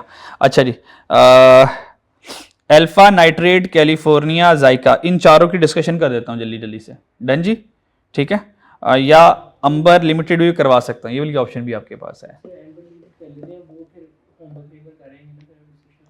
या मैं थोड़ा थोड़ा डिस्कस कर दूं ताकि होमवर्क करने में आसानी हो जाए।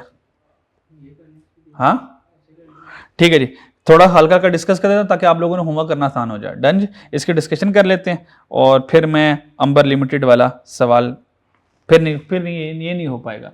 या तो अंबर लिमिटेड वाला करवा सकता हूँ या तो उन चारों में डिस्कस कर सकता हूँ।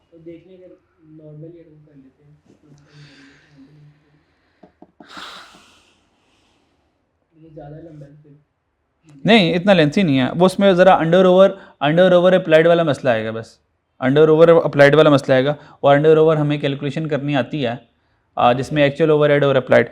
चलें अल्फा लिमिटेड ज़रा स्प्रिंग 14 पे देखते हैं, ज़रा इसको डिस्कस करते हैं। अल्फा लिमिटेड स्प्रिंग 14, स्प्रिंग 14 पे आ जाए। ये ऑटम इस ऊपर स्प्रिंग होना है।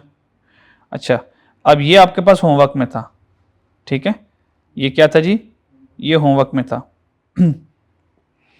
केस 1 वाला सवाल है, ये केस 1 वाला सवाल है।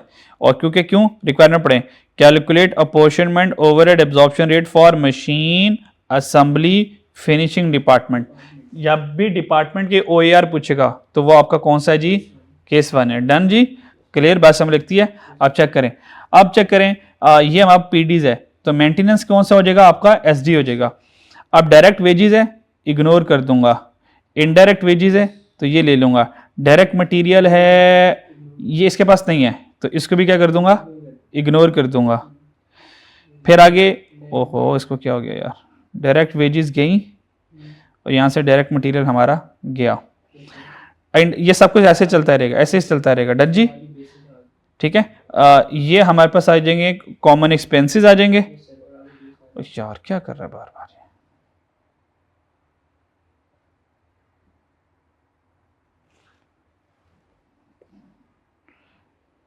कलर सही रहता है। चलो जी, इंज नजर आएगा। चलो जी, फिर उसके बाद बच्चों ये क्या आ गया? So that's are common expenses. ये कॉमन एक्सपेंसेस आ गए, ये उनकी क्या आ गई? बेस आ गई। फिर अच्छा, यहाँ पे अब छोटी सी बात लिखी होगी, आप इसको खुद भी संभाल सकते होंगे, कोई मसला नहीं इतना। 80% of maintenance department time is use in maintenance of machine, whereas the remaining time consume in cleaning and maintenance of factory of किस जी?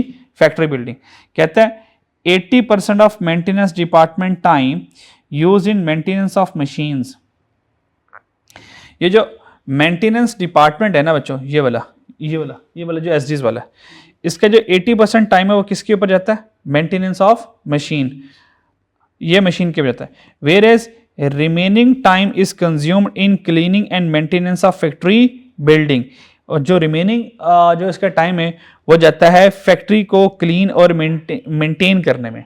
अब जब मैं अपॉर्शनमेंट करूंगा मेंटेनेंस को, ऑब्वियस बात है सर्विस डिपार्टमेंट है ना, और सर्विस डिपार्टमेंट जब जाएगा PDs में, ठीक है, तो 80% किस पे जाएगा जी? मशीनों पे जाएगा। और जो रिमेनिंग हमारे पास होगा वो जाएगा जी फैक्ट्री की जो बिल्डिंग है मेंटेनेंस और क्लीनिंग में जाएगा। ठीक है जी, क्लियर? ये जब आप करेंगे रीअपॉर्शनमेंट वहां पे ये काम आएगी बात। डन, आसान सा सवाल है, ये हो जाएगा, कोई मसला नहीं है। नेक्स्ट पे आ जाए जरा।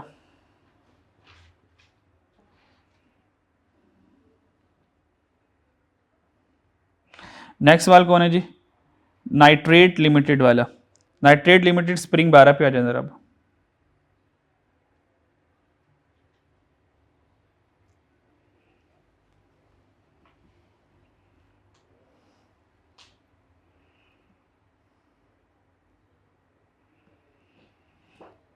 ये वाला क्वेश्चन अभी कौन सा था? अल्फा वाला नहीं, अल्फा वाला कौन सा था अभी? अल्फा वाला क्वेश्चन कौन सा था? ये स्प्रिंग 14 था ना? स्प्रिंग 14। इसका ज़रा सोल्यूशन देखें ज़रा। स्प्रिंग 14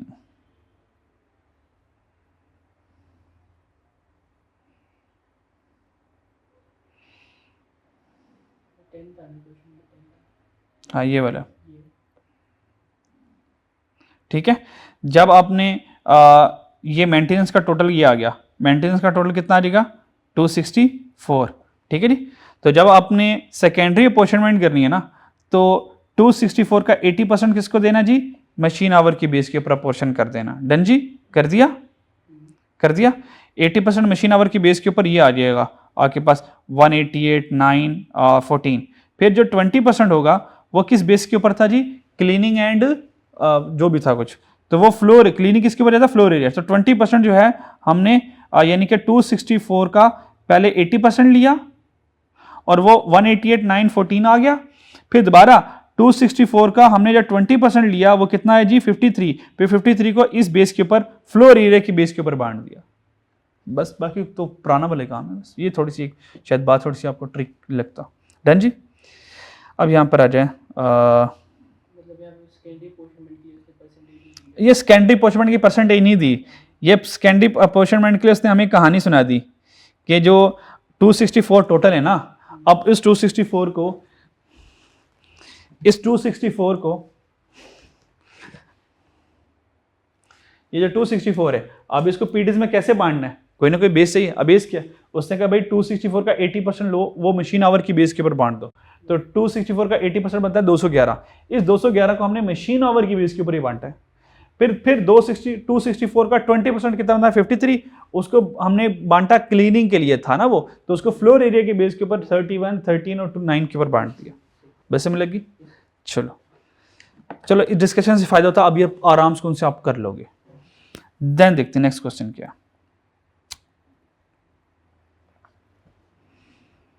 नेक्स्ट क्वेश्चन कौन सा कहा था आपको? स्प्रिंग 12 नाइट्रेट वाला। स्प्रिंग 12 ये आ गया, ये नाइट्रेट वाला सवाल आ गया। चलो ये तो डिस्कशन की इसको तो जरूरत ही नहीं है बेचारे को। केस 1 वाला सवाल है, होमवर्क वाला सवाल है जी। क्या करना जी? सारा सवाल सीधा सीधा है। तो apportion cost of service department using simultaneous equation. कहता है साइमल्टेनियस इक्वेशन से अपोर्शनमेंट करनी है और तो कुछ भी नहीं करना। ठीक हो गया जी? क्लियर? सोल्यूशन दिखाऊं इसका? स्प्रिंग 12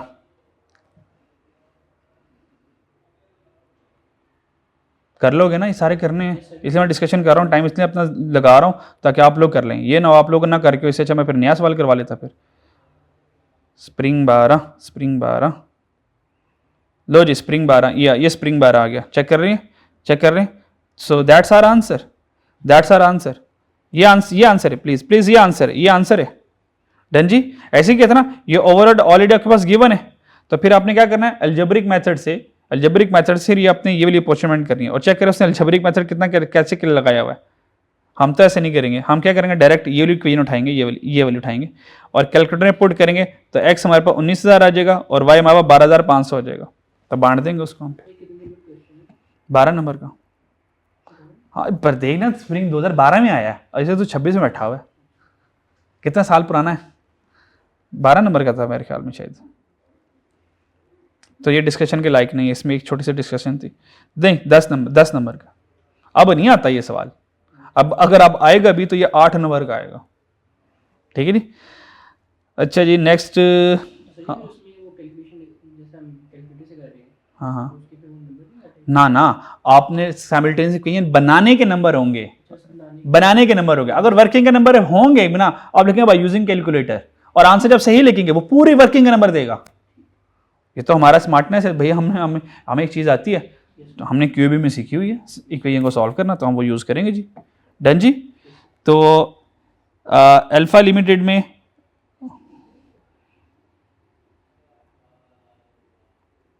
1 पॉइंट डिस्कशन वाली थी वो हमने कर ली। नाइट्रेट वाला जी इजी है जी, नो डिस्कशन पॉइंट, कोई डिस्कशन पॉइंट उसमें था ही नहीं। अब चलते हैं कैलिफोर्निया लिमिटेड के ऊपर। कैलिफोर्निया वाला है स्प्रिंग बाइस।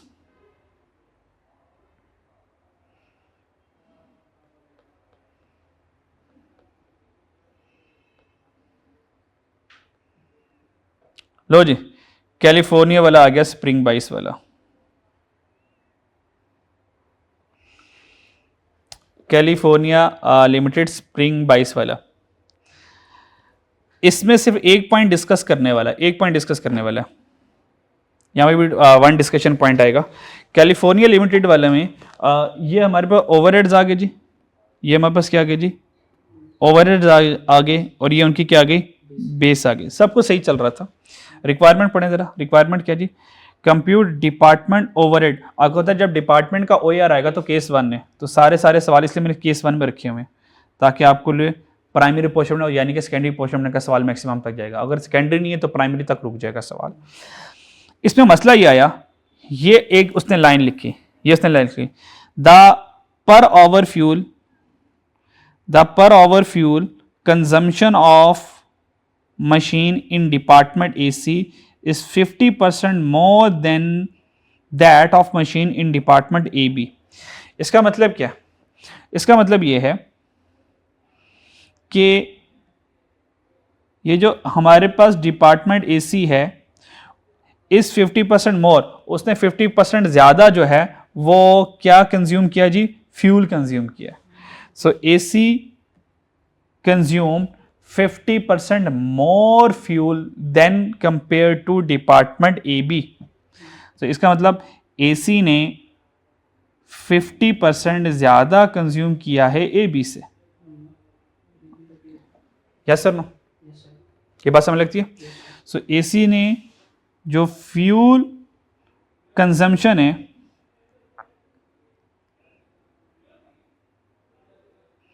जो फ्यूल कंजम्पशन है वो AC ने 50% AB से ज्यादा किया। डन जी। अब यहां पर ऊपर आए जरा, ये यार फोर्थ होने वाला। अब फ्यूल कॉस्ट कितनी आ रही है, 18 लाख। फ्यूल कॉस्ट कितनी आ रही है, 18 लाख। ऐसे प्लीज मेरी बात सुनिएगा। अब ये जो है 18 लाख, ठीक है। अब ये AC और AB में बांटा जाएगा on the basis of machines, यानी कि मशीन्स मीन मशीन आवर की बेस के ऊपर। मेरी बात समझ आ रही है। अच्छा, AC के मशीन आवर कितने हैं, 22,000, और AB के मशीन आवर कितने हैं, 22,000, और AC के कितने हैं, 12,000। तो यहां पे लिखता हूं जरा, एक मिनट। AC के मशीन आवर से कितने जी, मशीन आवर AC के थे जी 12,000 घंटे, AC के थे जी ये 12,000 घंटे, और AB के कितने जी 22,000 घंटे। चलो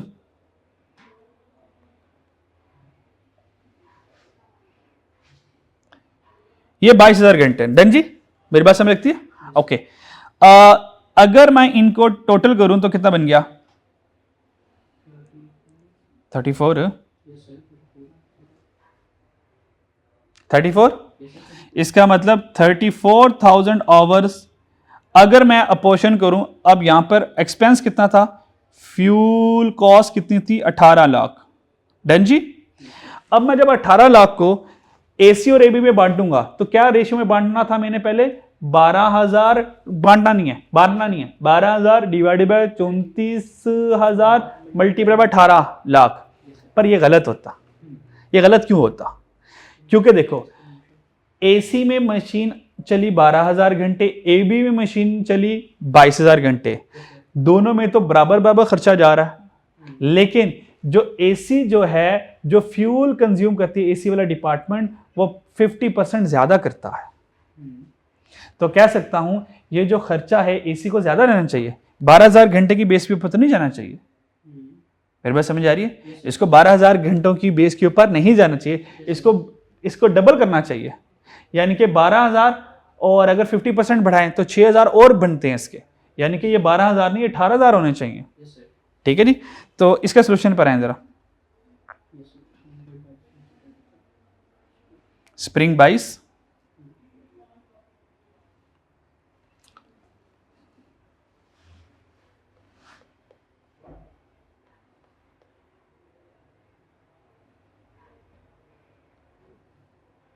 ऑटम, ये स्प्रिंग बाइस, ये वाली, ये जी डन जी। अच्छा, हमारे पास टोटल कितने थे, टोटल आवर्स कितने थे?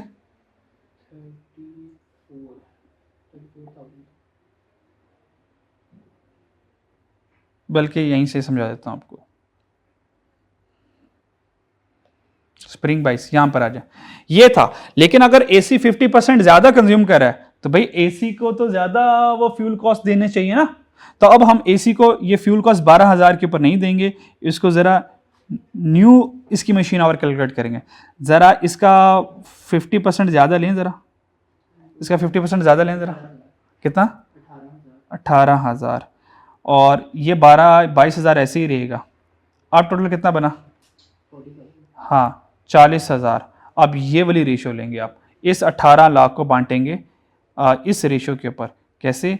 18 divided by 40 multiply by 18 lakh. ये जाएगा एसी को, और एबी को जाएगा 22 डिवाइडेड बाय 40 इंटू 18 लाख। बस ये सवाल में टिक था एक, क्योंकि उसने कहा कि एसी 50% ज़्यादा फ्यूल कंज्यूम करेगा तो उसको ज़्यादा घंटों का हम क्या करेंगे, फ्यूल कॉस्ट चार्ज करेंगे। अगर नॉर्मल करेंगे तो फिर एसी मज़े में फिर। ठीक है, क्या मेरी बात समझ आई? यहाँ पे हमने आवर्स क्यों बढ़ाए हैं, आवर्स क्यों बढ़ाए हैं? क्योंकि वो फ्यूल कंजम्पशन 50% ज़्यादा ले रहा है। बात समझ आ रही? क्योंकि अगर ये फ्यूल कंजम्पशन ज़्यादा ना लेता तो फिर हम 12000 घंटे ही लेते। फिर हम अज्यूम करेंगे कि वो 12000 नहीं बल्कि 18000 एज कंपेयर टू दिस 18000 चले। जा रही है? इसके एग्जाम्पल कर देता हूँ और समझ आ जाएगी। मिसाल के तौर पर दो दोस्त गए खाना खाने के लिए, पिज़्ज़ा खाने के लिए। उन्होंने कहा यार 2000 का पिज़्ज़ा, 1000 तू देगा, 1000 मैं दूंगा। बात समझ आ गई? 1000 डिसाइड हो गया, और डिसाइड ये हुआ आधा आधा पिज़्ज़ा खाएंगे।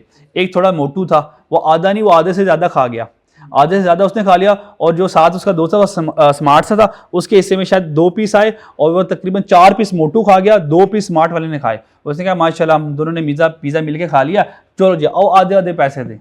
जस्टिफाइड है ये? नहीं। इसका मतलब जिसने ज्यादा पिज्जा खाया है वो ज्यादा पैसे देगा, कम वाला कम पैसे देगा।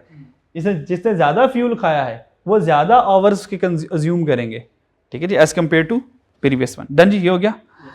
लास्ट में जायके वाले में आ जाए फिर। चलो अब सवाल आपको हल करने में जरा आसानी हो जाएगी। जरा कैलिफोर्निया वाला भी, नाइट्रेट वाला भी डिस्कस हो गया जी, और कैलिफोर्निया वाले में भी इसमें भी 1 पॉइंट डिस्कशन वाली थी, वह हमने कर ली। अब आ जाए जायका लिमिटेड ऑटम 13 पे।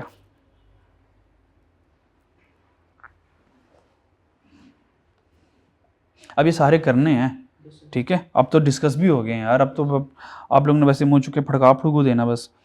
ऑटम 13 जायका लिमिटेड 13।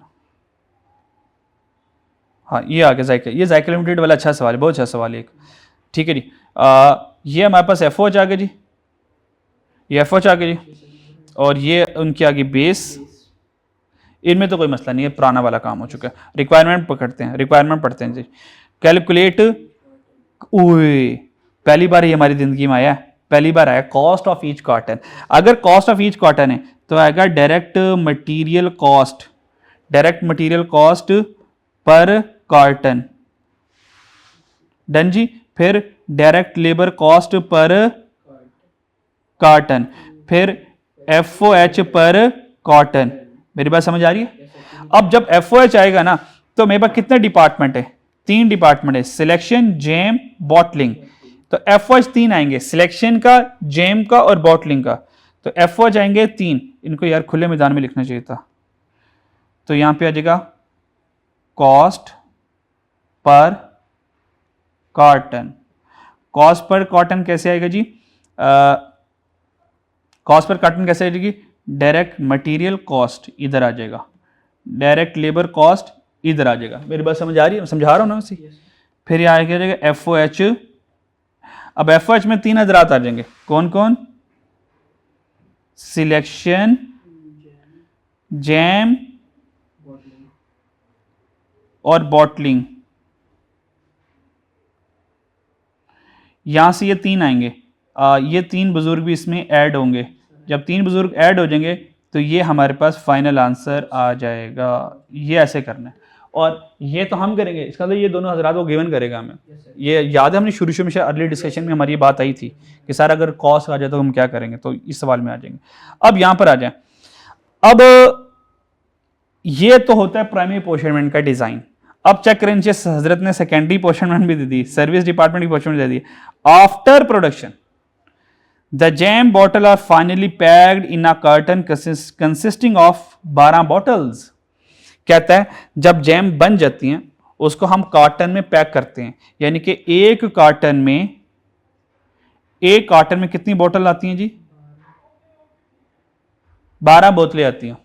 12 बोतलें आती हैं जी। यस और नो? यस और नो? क्लियर? अच्छा जी, यहां से आ जाए, यहां पर हमारे पास आ जाए, यहां पर आ जाए। ये हमारे पास ठीक है, ये हमारे पास सारी की सारी पोर्शनमेंट आ गई। क्लियर है? अच्छा जी, फिर सर्विस डिपार्टमेंट देखें कितनी परसेंटेज नजर आ रही है? 1% नजर है। तो कौन सा मेथड है? स्टेप डाउन मेथड है। 1% वाला स्टेप डाउन मेथड है। ये समझ लगी जी? अच्छा, raw material and packing material cost 36। ये मटेरियल कॉस्ट आ गई 36, पर ये पर बॉटल है, एक बॉटल है। बात समझ आ रही है? तो यहां पे जब एक बॉटल होगी तो आप क्या करेंगे? 36 मल्टीप्लाई बाय 12 करेंगे तो एक कार्टन की कॉस्ट आएगी ना, मटेरियल कॉस्ट एक कार्टन की। डन जी। और लेबर क्या जी? 25 एक बॉटल की है, तो लेबर के लिए क्या करेंगे? तो लेबर के लिए भी यही करेंगे, 25 मल्टीप्लाई बाय 12 करेंगे। जानते हो कोई मसला? और FOH भी आप लोगों ने पर बॉटल होगा तो उसको पर बॉटल को पर कार्टन में कन्वर्ट करना पड़ेगा। ठीक है जी। और FOH में आप आए, FOH में आए, Zayka limited is engage in business of manufacturing fruit jam. Fruit jam बनाती है, यानी कि वो बॉटल बनाती है। क्या बनाती है जी? ओए हिली ना, हिल गया नहीं, बच गया। अच्छा जी, क्या बनाती है जी? फ्रूट जैम बनाती है। फ्रूट जैम का मतलब वो क्या बनाती है जी? बॉटल्स बनाती है। टू सर्व फॉलोइंग, ठीक है, बॉटल्स बनाती है। ओके, लेबर आवर पर बॉटल। तो यहां से आपका जो आंसर आएगा, वो जो आपका आंसर आएगा वो आंसर बॉटल में आएगा। किस में आएगा जी? बॉटल्स में आएगा। अगर बॉटल्स में नहीं भी आएगा तो आप कन्वर्जन करके, और कन्वर्जन रेट से हमें बताया हुआ है लेबर आवर पर बॉटल, यानी कि एक बॉटल के लेबर आवर ये हमारे पास 0.1 यूज होती है। ठीक है जी। ये वाला रेट आपको हेल्प करेगा OAR कैलकुलेट करने में। डन जी। अच्छा जी, और OAR कैलकुलेट करना है अपने पर बॉटल। क्या करना जी? पर बॉटल। और पर बॉटल अगर आएगा तो मल्टीप्लाई 12 करेंगे तो पर कार्टन में निकल जाएंगे। डन जी। यहां से थोड़ी सी आपको और कैलकुलेशन करनी पड़ेगी। ठीक है, कर लोगे या और समझा दूं? पक्की बात है? चले, ये सारा आप लोगों ने कर लेना। ठीक है जी। नेक्स्ट पर इंशाल्लाह ताला हम नेक्स्ट पास पेपर करेंगे, और फिर हम बल्कि कल नेक्स्ट हम केस स्टडी सेकंड पास पेपर कराऊंगा आपको, वो ये वाला जी, कल लेक्चर आएगा आपको। और उस लेक्चर में इंशाल्लाह अंबर लिमिटेड वाला सवाल होगा, ये वाला अंबर लिमिटेड वाला सवाल, और सेकंड केस होगा उसमें, और उसकी एग्जांपल्स होंगे। डन जी।